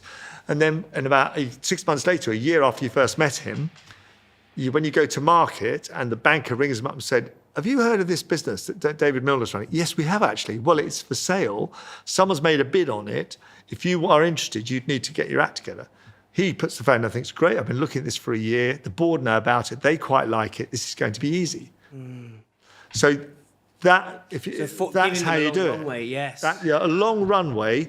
Don't be a forced seller. If you can't always choose that in life, but if you're not a forced seller and you can have this long runway to exit, then that's very much advantageous, particularly if you're trying to sell to a multinational. And I am, because they tend to be, that's the perfect outcome, because they'll spend more than anybody else. I'm such a people pleaser that when it comes to negotiating, I kind of want the deal done. Do you know what I mean? And it's something I'm having to chip away at. But what would you say are your kind of basic principles? I know we talked about it earlier, of negotiation, that you think, and this is, I think everything in life is negotiation. This isn't just about selling your brand to a supermarket. This is about getting off a parking ticket. Do you know what I mean? Like, it could be anything. There's loads of principles, right? The most important thing for me is ask questions to understand what the other side truly wants. That's the most important thing. Because and it's the quality of those questions, you want to ask the questions that get you to the bottom understanding about what that person really needs. Because only then do you truly know how you can then fulfill those needs and try and then secure your negotiation. And I think the other really important thing as well is just be really clear about the nature of the negotiation, because it's like if you're speaking with the buyer at Boots or you're buying a car from a local dealership, you've got 2 different things going on there, right? The dealership, you can afford to walk away, right? And that's it. And it's more transactional, whether you like it or not. He'll try and sell you every extra possible on the car or whatever. You'll end up with this ridiculous spoiler that you can't believe it's cost that much, but you've got to have it. But fundamentally with Boots, most startup businesses and brands probably have to have 3 to 5 successes, 3 to 5 failures on negotiations before they then get in there, right? Or else 3 to 5 pitches before they can get in there. And you just got to do everything you can, because the negotiation isn't necessarily just trying to agree a listing or price. It's about how you approach it. And I even remember one, and the guys at Innocent remember this. We had a buyer at Boots, and she was ferocious, and she just hated us, and we weren't sure why. In the end, we just sent her some flowers and just said, look, we think we've upset you. We don't know why or how, but I'm really sorry. Within an hour, oh, sorry, can you come in tomorrow? I didn't want to come across in that way. And it just changed the dynamic of the relationship straight away, right? And I think, knowing that other side of the fence. But the other thing as well is when you are in a negotiation, it's just being really clear on your parameters and what your true is, what you call like what is that walk away? And I gave you an example earlier about the gross margins and stuff like that. Don't be the person in the meeting who just gets overexcited and I've just got the Tesco's listing, but actually I wasn't prepared or I hadn't really understood the numbers. Shit, we're only making 10% on that. That, let's just say, as I said to you before, 20% gross margin minimum, and that could equate to a £5.20 case price. If that buyer says it's got to be £5 or nothing, be prepared to walk away. Because it's not the 520 walk away position. You're trying to get away 550, but that's not going to happen. 520 is your walk away, but the buyer says 5. Don't do it. There's a lot of this is kind of this, and again, this dichotomy of like the heart and the head and the ego. Yeah. And I think it's so right. And to be honest, if I was sat across the Tesco's bar and they're like, right, well, I probably would just do it because maybe, but it's what you're saying, Giles, is amazing. In terms of the pricing, do you think brands should say let's just say for argument's sake, the cost price they want to sell in at is 150, because I've had it before where you sell in at the price, and then they whittle you down back to the GM, and then you get so blinded by the listing, like you want the listing, so you just kind of do it. I've done this. And then you actually go in, you're like, right, I've got to promote, so I'm loss making on promotion. Do you think brands should give themselves a bit of wiggle room, or how do you think? Well, I know that's, again... The scenario you just played there, the biggest advice I give is don't commit in that meeting. I would be saying, right, tell me what you can give me. So be really clear to say, right, so look, we've established what your needs are. I think I can fill these needs through here. Because it's like somebody saying, oh, they're going to give me 3 lines, but they want 45% margin. I'm like, right, okay, what does that 3 lines mean? Where's it being merchandised? More importantly, how many stores is it going in? Because if it's 3 lines in 200 stores versus 3 lines in 1,000 stores, that's going to, should result in a different case price, right? So get all the information together before you start, because the classic is, let's just say you've got, a scenario you just played out there, or whatever. So somebody says, all right, 3 lines, going to go in. We've got 500 stores and it's 45% margin. I need a £5 case price. Yeah, okay, we'll agree to that. Brilliant. Cool. Just so you know as well, I need 6 promotions. Each of those have got a £3,000 shelf ticket fee. Oh, and also I need a £20,000 marketing. Oh, no, hang on. Sorry, I can't. Well, all our money's in the £5 case price. I can't give you any. Well, no, sorry, I need that as well now. So it's really important. Get all the information and know exactly what everything that person wants first, and then go back. Never been, very unusual, but some, very few buyers will make you say in a room, right, I need an answer here and now. It's more a case of, going back, get all the facts, clarify what you need to know, get the commitments as you can, that you can from the buyer, and then put on all inclusive. And it's that classic, if I always start with, if you can give me X, Y, and Z, then I can give you this, Start with what you need first and then tell them what you can give. Because if you start with, I can give you this, great, that's fine. Oh, no, hang on, I haven't told you what I need first. Do you know what I mean? There's just some subtleties in how you do it. What else do you think you sort of wish you'd known when it came to the exit? Was it like you said you brought in that CFO guy or girl, I don't remember what you said. But like, what else were the other things you think you wish you knew about in terms of it, but getting it ready to sell or making it run more smoothly? I think we were learning so much on the job all the way through. We weren't trained FMCG challenger brand people, so you had to slightly make a lot of mistakes to be proficient. And of course, when you become proficient, all the rules change anyway, so you can never really know the answer to anything. So it didn't feel like we were completely out of our depth. You just put a glaze of common sense over it. It's like, well, does it make sense? And there was a lot of long words and contracts and what have you. And we hired very good lawyers and very good accountants to guide us through, and a wonderful M&A team too. And so they were like the uncle figures in the process. Who said, no, you got to read that one, and this is quite a big deal. The terminology within it all. You don't need to go to school for that. Interesting, I did then take myself off to Said Business School to do an 8-week intense course on what the hell just happened. Wish I'd done it before. So What did you learn on that course? And So it was- what was the main things you learned on that Syed course? Because Syed's the banging business school in Paris, isn't it? No. This is Oxford Said. Oh, So right. part of the Oxford thing. Just a little bit off. Different country. 200 miles. yeah. Which is the one in? Is it INSEAD in Paris? Oh, that's it. Exactly. Yeah. Same sort of thing. Yeah. You didn't hear that, guys.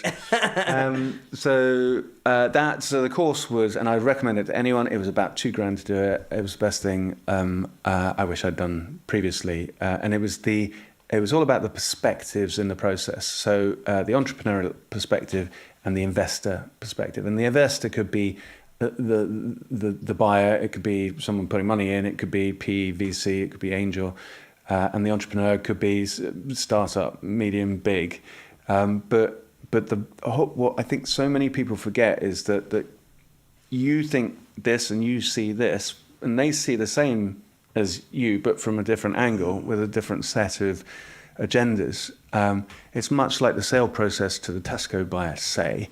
If you think, okay, well, what I really want to do is get this product on the shelf, but actually put yourself in the shoes of the buyer. So what does the buyer really want to do? They want to make more cash per square inch of shelf space than the previous buyer, so that they look good to their boss, they get their bonus and the promotion. That's what they want. They're not as invested in you as your thing. So if you can speak a language that plays into what they are looking for, then you're going to be at least closer to potentially getting a listing. But if you bang on about I'm the best and we're the best and B Corp and this, that and the other, and I put B Corp in there because that seems to be a big kind of selling point. It's interesting, important, but it's not a reason why a buyer's going to buy you. And so the course was again about perspective. It's a bit like we were talking about why did Premier buy us? Let's not worry about why we want to sell or why we think we're valuable.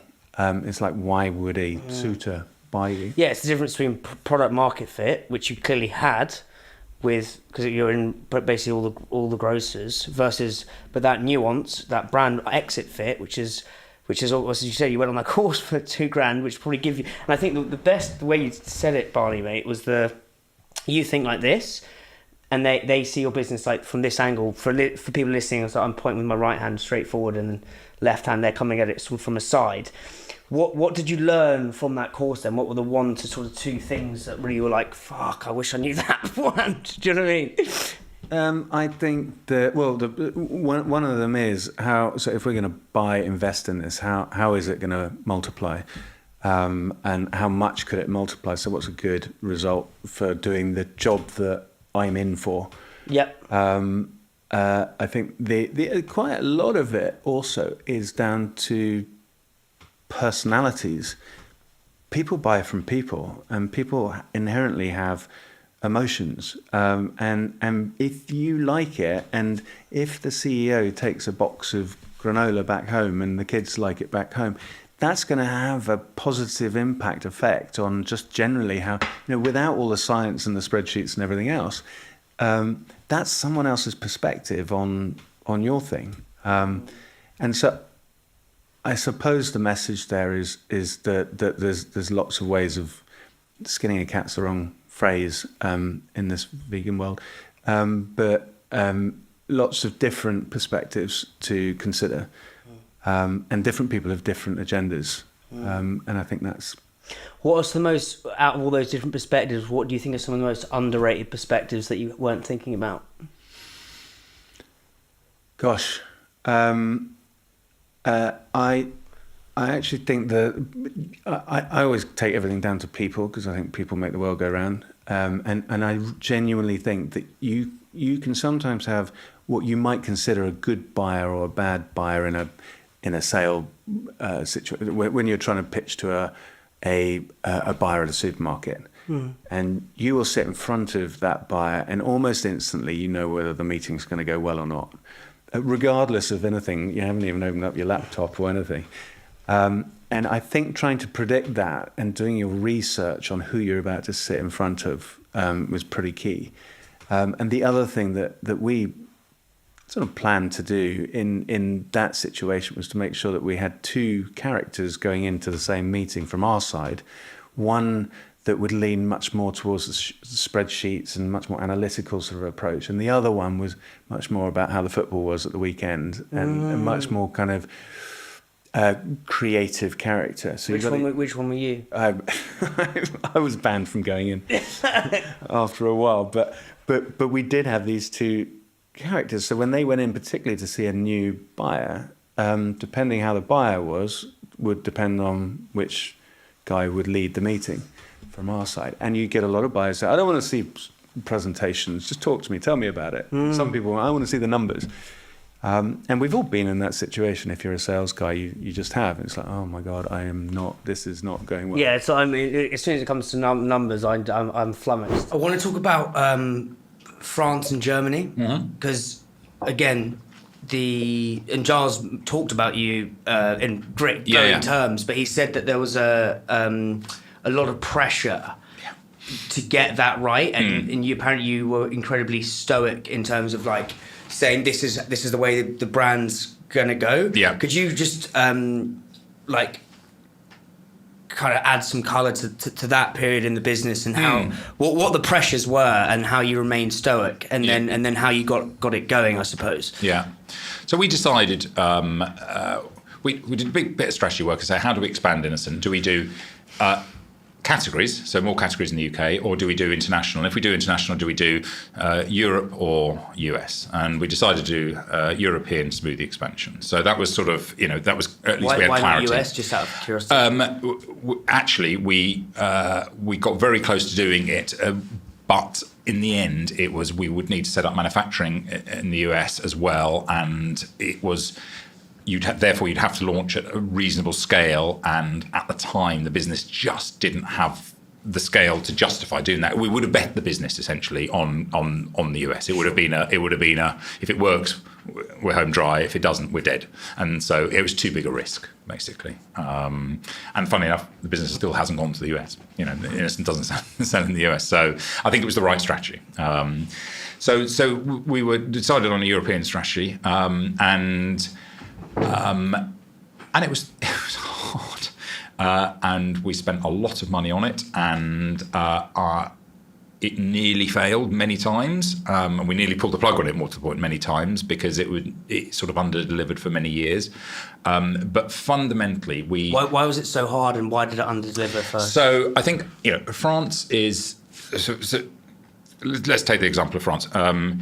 It's a tough retail market. The way the trade works is different to the UK. I went in hoping, first of all, we went in with a really light touch, just hoping an energetic guy on the ground would be able to sort of build a great business. Now, remember, we're in a short life product that you've got no stores, you can't store it, you've got to get distribution really quickly. And it was just too big a job for one person to be able to do, and it just didn't work. It didn't have the support. You sort of can easily get carried away.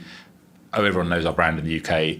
It'll be like that in France, where of course no one knows your brand in France. So you've got to start absolutely from the very beginning again. And it's so easy to just assume a bit of success in the UK translates automatically into success internationally. It doesn't. You're starting all the way from scratch, and you've got to do all that hard work that you did at the very beginning of the business all over again.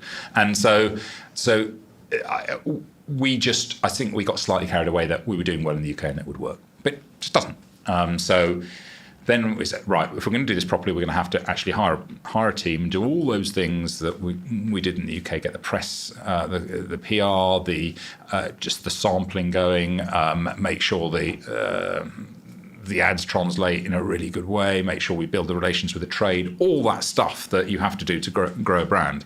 And that takes money because you've got a tiny business there and you've got a team that is losing money as a result.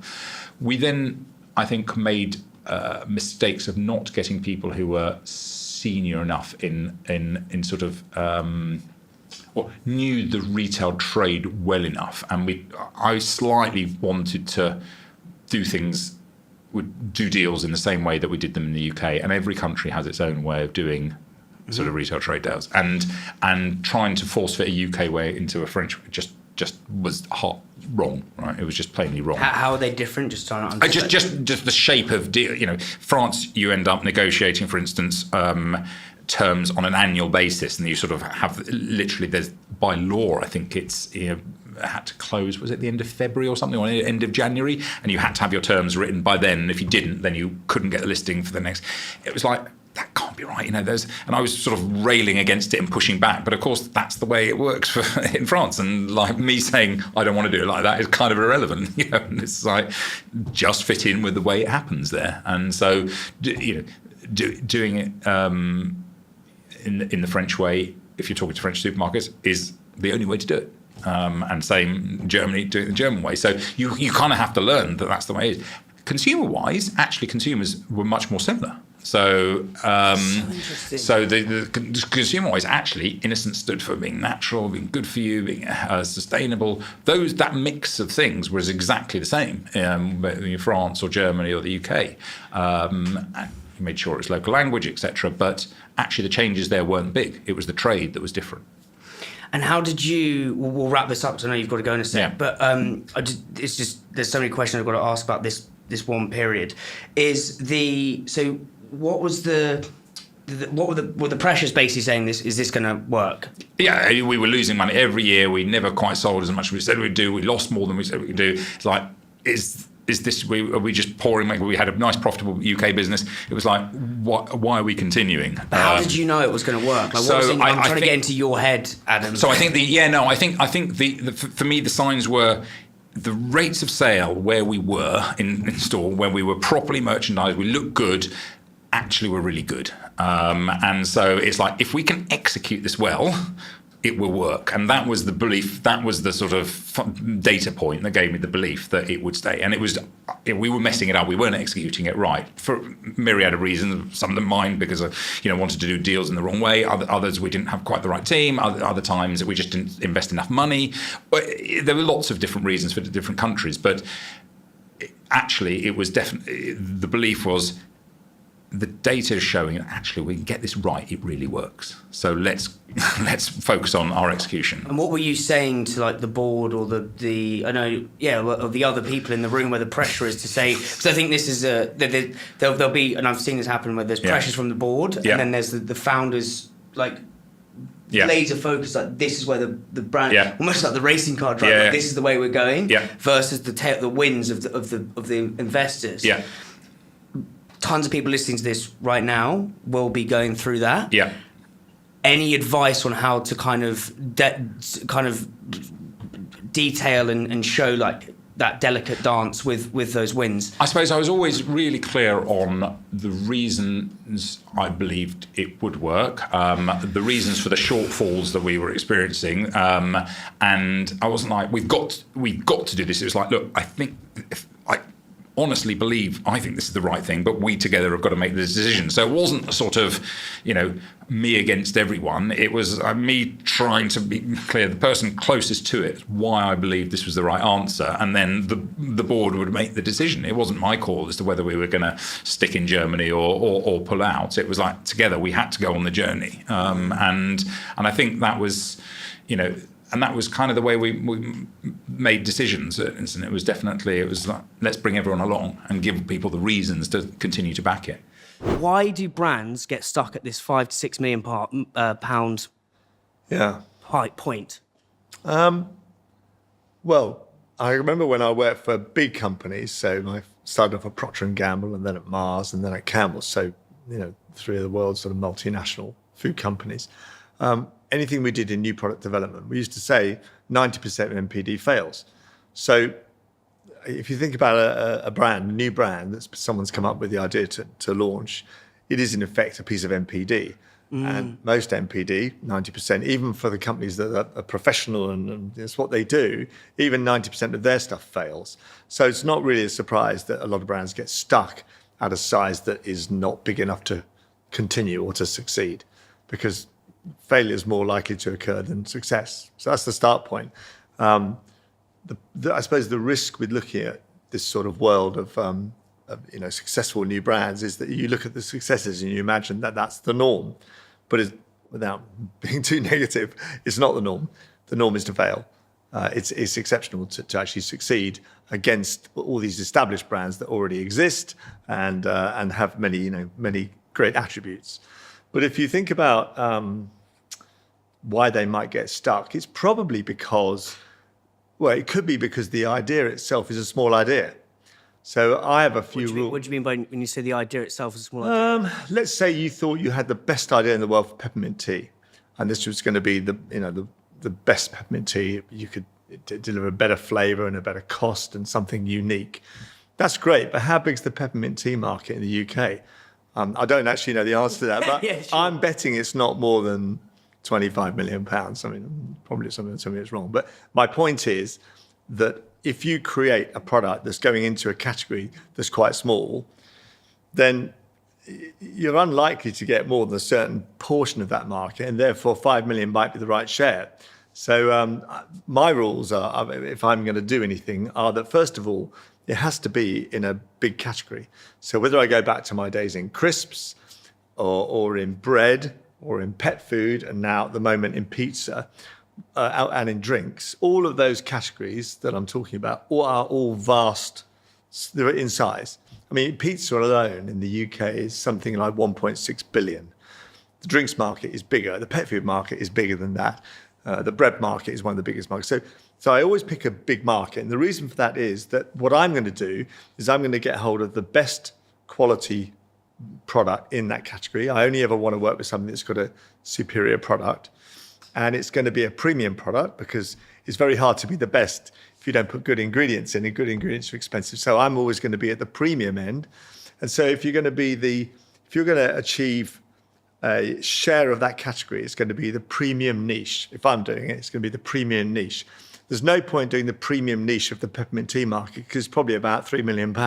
So you'll get stuck at £3 million. Sorry to interrupt. I asked some really dumb questions, but like you're finding that. How are you finding out the size of the market? How would I find out the size of the market? Well, having worked in all those categories, it's something you end up knowing it because you buy data. Yeah. But most you could probably Google half these things. Yeah. If I tend not to buy lots of data up front when I'm looking at something for the first time. I'd probably Google it, or if you want to know if it's a big category, just go into a Tesco, Sainsbury's, Waitrose and Asda, see how much space it's got. It's got a lot of space. It's a big category. I mean, it's as simple as that. Because there's a lot of, because there'll be a lot of people who may be building something in their kitchen, Yes. which we're trying to say, as we're saying, to get to that small million, sort of 5 million mark. Yes. But it's like, and they may be obsessed with it, but unless you zoom out and say, what's the total addressable market, then you're going to get a lot of peppermint tea brands who aren't going to get that escape velocity. Yeah. I think that's probably maybe our first Lollapalooza Lego brick is like, what's the TAM? What's the size, total addressable size of the market? Yeah. It has to be big. Has to be big. And so the first reason they're getting stuck is it may not be it May not be a big idea. Big idea. What's the second reason? So, for example, with Tyrrell's, you go into Tyrrell's, like they've got to this. What would you say it was 10 million Tyrrell's? Or Well, I think when I first got involved, it was 10 million. 10 million. Yeah. So they get to this point which is sticky. Like, why are they getting stuck there? I remember specifically with Tyrrell's, the issue was that we were a Waitrose brand. So we got into we'd started off in farm shops and all the sort of normal places that a premium brand might do well, Whole Foods and delis and things. Yeah. And then we got into Waitrose, which is the sort of first port of call for a premium brand wanting to make the step from lots of small stores and quite a small business into the big league of supermarkets. So we were in Waitrose, but we couldn't get beyond that. We just got into a few Sainsbury's and it wasn't really working, and the buyer wouldn't return our calls because we weren't important enough. And so I can come back to that specific situation, but in that scenario, if you can't get your product into distribution so people can buy it, you're going to be a small brand. I mean, there's lots of things you need to do to be a success in this industry. But the most straightforward and simplest is get your product into distribution. That is the most important thing you can do. I'm assuming that we have a good product and it's all well organised and got some decent people working with you. But the way to grow the business is to get it in all the shops. Then all the consumers can see it and they have a chance to buy it. But if you can't get distribution, you cannot grow the business. The only caveat to that is of late, of course, you can build a business nowadays without being in any shops at all because you can get it you can sell it on Amazon, you can sell it on your own website. But most food brands do have to be in supermarkets. One, because that's where most people buy their food, and two, for brand recognition reasons. If you see it on a daily basis or a weekly basis, then you become familiar with the brand. So I think a lot of brands that get stuck at this £5 million size, if that's the size of failure, it's because they aren't able to make that step into mainstream supermarkets and therefore have the distribution required to have a big brand. And you put yourself at that exit point, and you've just been bought, and you look backwards. What were all the things that you did that created value to maximize the value of your business? The theory goes that you plow all your energy into getting your one market, your home market, absolutely pumping, because any time spent not on that is distracting from the core. And then if you get to a certain size, or you've got some sort of opening where you can start seeding another big market, America, Germany, Australia, South Africa, Portugal, and you start what I call, you do the planning permission in that market. You don't necessarily have to do it, which can be immensely expensive. If you imagine how much you've poured into trying to get the UK going, and then you're talking about, and we're going to go and launch in America now. It's like, really? I mean, that's big bucks. But what you can do is set up an Amazon account that you can try and target a Costco or you can try and do a little bit of bricks and mortar, but not the whole thing, because you can get sucked in very quickly. And then you start shelling out for kind of slotting fees and agents and all sorts of things. Does depend what sort of product and brand you've got, but you don't idly wander into that market, because what might happen is that you could have a really good business in the UK, fail in the US, and your buyer goes, we've just done the due diligence on you and we love your UK business, but we thought we were going to grow you out in the US, and you've been there and slightly ruined the market. And so you've got to be quite cautious of that sort of thing. Although all the things that we did, we looked at almost everything. What markets did you go into at Fuel 10K? So we looked at America. We actually had a listing in Walmart. We were doing very good numbers in Asda. Walmart owned Asda. They could see our numbers. We did a tour of all the retailers that we thought were the ones we wanted to speak to in America. So literally phoned up from here and planned a trip and got Which ones did you go and see? meetings with buyers, Publix, Kroger, I mean the Whole Foods, the whole lot of them really. I think there were about 8 or 9 of them, and we came back with this listing with Walmart, 2,000 stores, East Coast. We were like, oh my God, this is amazing. But it meant having to set up local manufacture. There were an awful lot of issues at the time with import duties of dairy products, and they wanted our porridge pots and our breakfast drinks, and so it's all good. Yeah. Whilst it all looked very exciting, and we did set up a company, Fuel 10K Inc. in Delaware, we looked at everything. At the 11th hour, we decided to pull back and say, do you know what, we're not big enough in the UK, and this is a massive distraction, and it can be very painful if it doesn't work. It's interesting. Distractions masquerade as opportunities, I think. And I think one of the things from like scars or mistakes or learning is being able to like, and I think it's something you can only build through experience, is that ability to sort of say, this is a distraction masquerading as an opportunity. It's 2,000 stores in America, but it takes real sort of gumption to pull back from that. Like, how did you do that? Yeah, like, big man walking away. I'm naturally a sort of positive sales kind of guy. And that was painful. Yeah. And that was lucky that I had a business partner and a management team that were like, should we just get some hard truths around this? So this is what will happen if. And so we started. What were some of those hard truths? The scenario playing of what happens. Okay, so you get on Walmart and you got to get this hurdle rate, and we got to get loads of product there. The minimum production runs were 4 times bigger than what we were used to over here. So that was one. The cash flow required. We also, Fuel 10K Inc. was a new business, and that was going to be the trading company, and there was no credit history on that. So we were going to pay for 4 times the production runs on pro forma. So cash flow, we were buggered already. And it all just seemed, what way can we make this work? Why can't we? There must be a way to make this work. But I think having set back and then also then seen a number of other UK brands do the same thing, and some of them went for it and then it didn't really work and they had to pull back, and the time that it takes to exit a market like that is quite painful.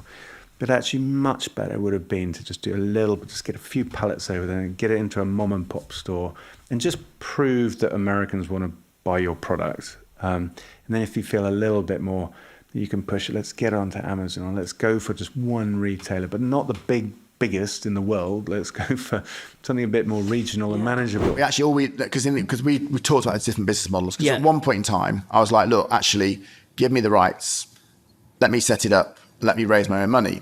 But fundamentally, if at some point in time you want to sell or float the business, that's quite complicated. And also, you know, with a backer like Verlinvest, what they very kindly did is they said, look, let's set it up as a subsidiary. You run the subsidiary for us. I had a very small initial stakeholding, but if I hit various milestones over, I think the original one was over 6 years. So you know, I had different, over each year if I hit a certain milestone, release more equity or more shares, you know, for myself. But they also funded it for me as well. So men, rather than me taking the risk, and also to be fair as well to me, I had no money left at all because I'd also put a lot of money and guarantees into Bear as well. So my wife and I always joke, she kind of knows how much we were literally on the breadline, and it's all relative obviously, but literally every single chip went onto Bear and Vita Coco that you know, that I had. And we set it up that way. And that also worked. That's always worked. And actually, do you know what? And to be fair to Mike and Eric and the rest of the senior team is that, you know, we got to year 6 and because of the job that had been done, we then overlaid with, you know, opportunity for me to earn more equity and stuff like that. And, you know, luckily I managed to hit all those numbers as well. And then floated the business on the US stock exchange, on the Nasdaq. And my shares were on there. And, you know, that's been incredible because whilst you've watched some pretty high profile brands and other drinks, not just global or US brands, but you've seen a lot of flotations where, you know, you've seen alternative meat and all that sort of stuff. You've seen some horrific share price performances. You know, touch wood, Vita Coco so far has done incredibly well. I think I won't remember the exact numbers, but it launched around about $15, $16. It's hit $30 today. So for an individual investor, you know, they've almost doubled their money, right? Which if you look at the rest of the performance and, you know, other well-known drinks brands, I mean, it's literally the highest performing beverage stock in the whole of the US stock exchange. So how does a brand actually like float? Yeah. Like what actually, it sounds so. Yeah. Like, So I wasn't heavily involved in that part, but I do know, but actually on a couple of my businesses I've been through, looked at it. I've looked at a couple of businesses on AIM. I mean, fundamentally, it's generally a public offering, right? You are giving people an opportunity to buy shares in your brand. It goes on the stock market. You will do what you call a pre-sale, where you will go and speak to various different, you know, bankers, investment houses about the business, and everybody will come up with a valuation and basically a guide price for what the initial share offering should be, i.e. what the initial share price should be. There's always some shenanigans with that, and it goes back and forward. And then effectively you say, look, this is how many shares you're going to put up for the IPO, and then it goes live. There's obviously quite a few have been pre-sold to the institutional investors and the banks, and then it goes live, and then you are then in the lap of the. I guess you're in the lap of your own goals, your own performance. So I think you probably know, but typically most businesses have to give a quarterly earnings update, and you have to nail your performance every quarter because, you know, one bad quarter and you can see numbers, your share price can tumble pretty quickly. And we've seen that on quite a few businesses. And it's not just, you know, the bit, my own view, and again, everybody has a different view about IPO businesses, but, you know, you've just got to make sure that every quarter you're consistent. You've got to be completely transparent with your shareholder base, but also for me, it's about earnings. You've got to continually be delivering the profit numbers. You've got to. If you start missing your earning numbers, people get very wobbly about listed businesses. That's the big thing. What were some of the hardest modules on that course?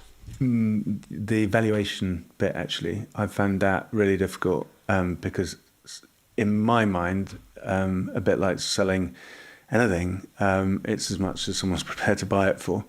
And companies are so different. It's not like you can go, well, we've sold 10 cars and they were all this sort of price, and so it's about this sort of price. And if there's hype in there, as you see in the tech world or the crypto world, or some brands are really good at hype, and some brands aren't. And so a lot of it depends on who's going to buy it and why they want to buy it and how desperate they are to buy it. So you get these phenomenal exits where the buying company just wants it, and the good M&A advisor will go, we've got a real hungry one here, and let's get some competitive tension in there and what have you. And they all start off trying to, I don't know, pinpoint a valuation somehow, and there's lots of different ways of doing that. So when you say the valuation, it's like how much the multiple of revenue, sort of, or like because again, it's so nebulous to me. It's like it is typically kind of two main ways of valuing something. It's either on the profit that the company's making, or the market share that someone might be buying. And typically with smaller businesses with sort of 20, 30 million or so, and I say doesn't sound small, but that's kind of when trade might scoop down, because a lot of these companies, Weetabix can make that profit in a weekend promo. I mean, it just makes us all feel so small. Right.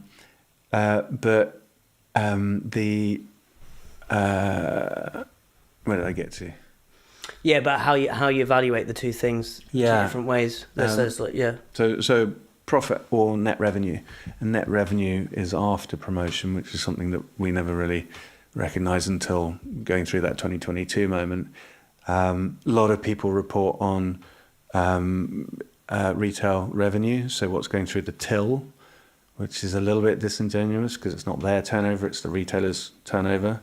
And then a lot of people do, over the last 3 years, this was our revenue added together. So there's an awful lot of weird reporting that goes on out there. Wait, so over the last 3 years, how could you fudge the numbers on that? Well, people, if you were reading an IM, a one-page investment memorandum, which I've read a few, there are a number that they might have been in business for 3-4 years or so, and they just add up their whole revenue and their volume, and they go 1 million. There you go, mate. Yeah. And so it's not annualized. And I suppose no one's saying what the rules are, but if you are going to invest, you need to know what you're comparing stuff to, and how you assess the value of stuff.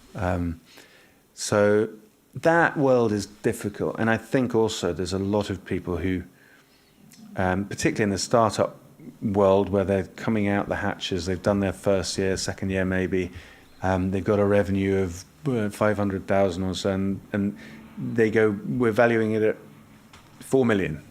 It's like, well, we're based on what? Well, we think we're going to get a listing in somewhere next year. It's like, so you're going to bake in that maybe listing into your 4 million. And you end up having quite awkward conversations with people if you want to invest. Also, there's that whole thing Adam from Innocent was telling me about Giles was about the hollow revenue curse.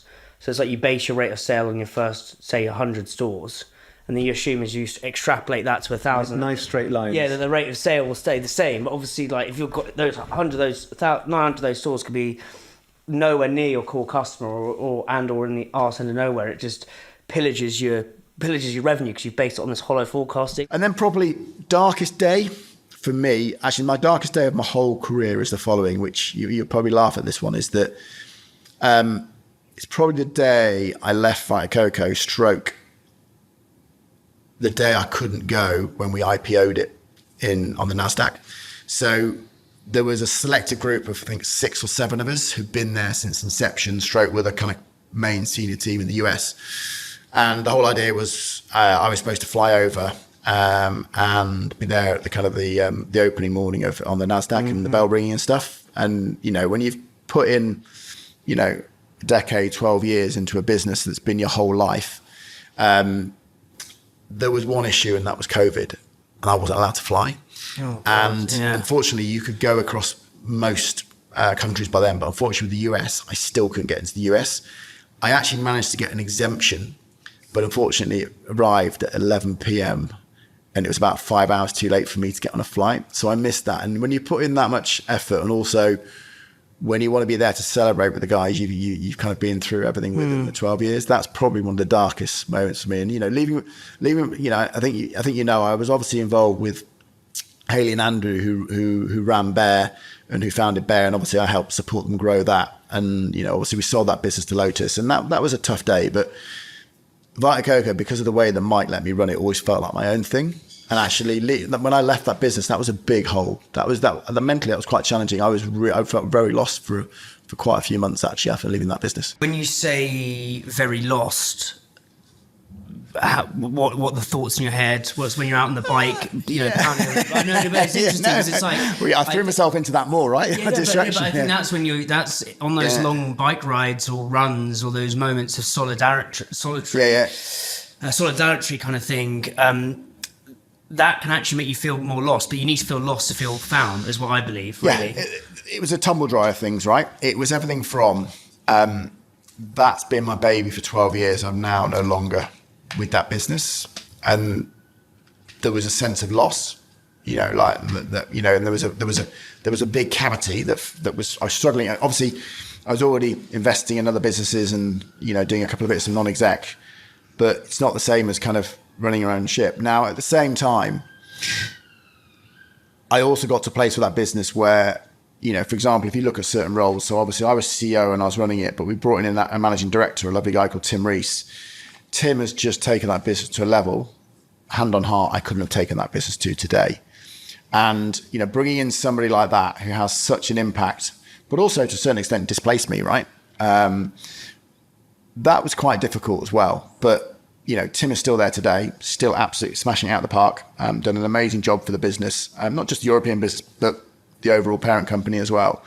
But it was just that real, slight loss of identity. It wasn't about, just to be clear as well, Dan, it wasn't about egos or I need to be seen as the guy who's heading on this sort of thing. It was just, I absolutely thrived and loved doing that day in, day out, because it was like, building a category from, it's not just building a brand, but building a category from nothing, coconut water, and making it one of the biggest success stories of, the last 2 decades was just so much fun and so amazing thing to do. And then to suddenly not have that anymore. But I kind of went on the journey after that, saying, right, actually, do I do something like that again? And actually I realized I didn't have the energy or the appetite to do that. Hence why now I've built up my own portfolio, getting involved in a lot of businesses, but equally, I couldn't jump back in and be a kind of startup founder again, because I just don't have the energy or the patience to do it anymore, because it does require a lot of patience. Hey guys, thank you so much for watching this video. Hope you were loving the episode. I'd appreciate a really small yet significant favor, por favor. Please may you click the subscribe button, get in the comments, tell me what you think about the episode, tell me what you think we did on the show. It may not seem much, but it really helps us grow and helps us get bigger guests. Thank you so much.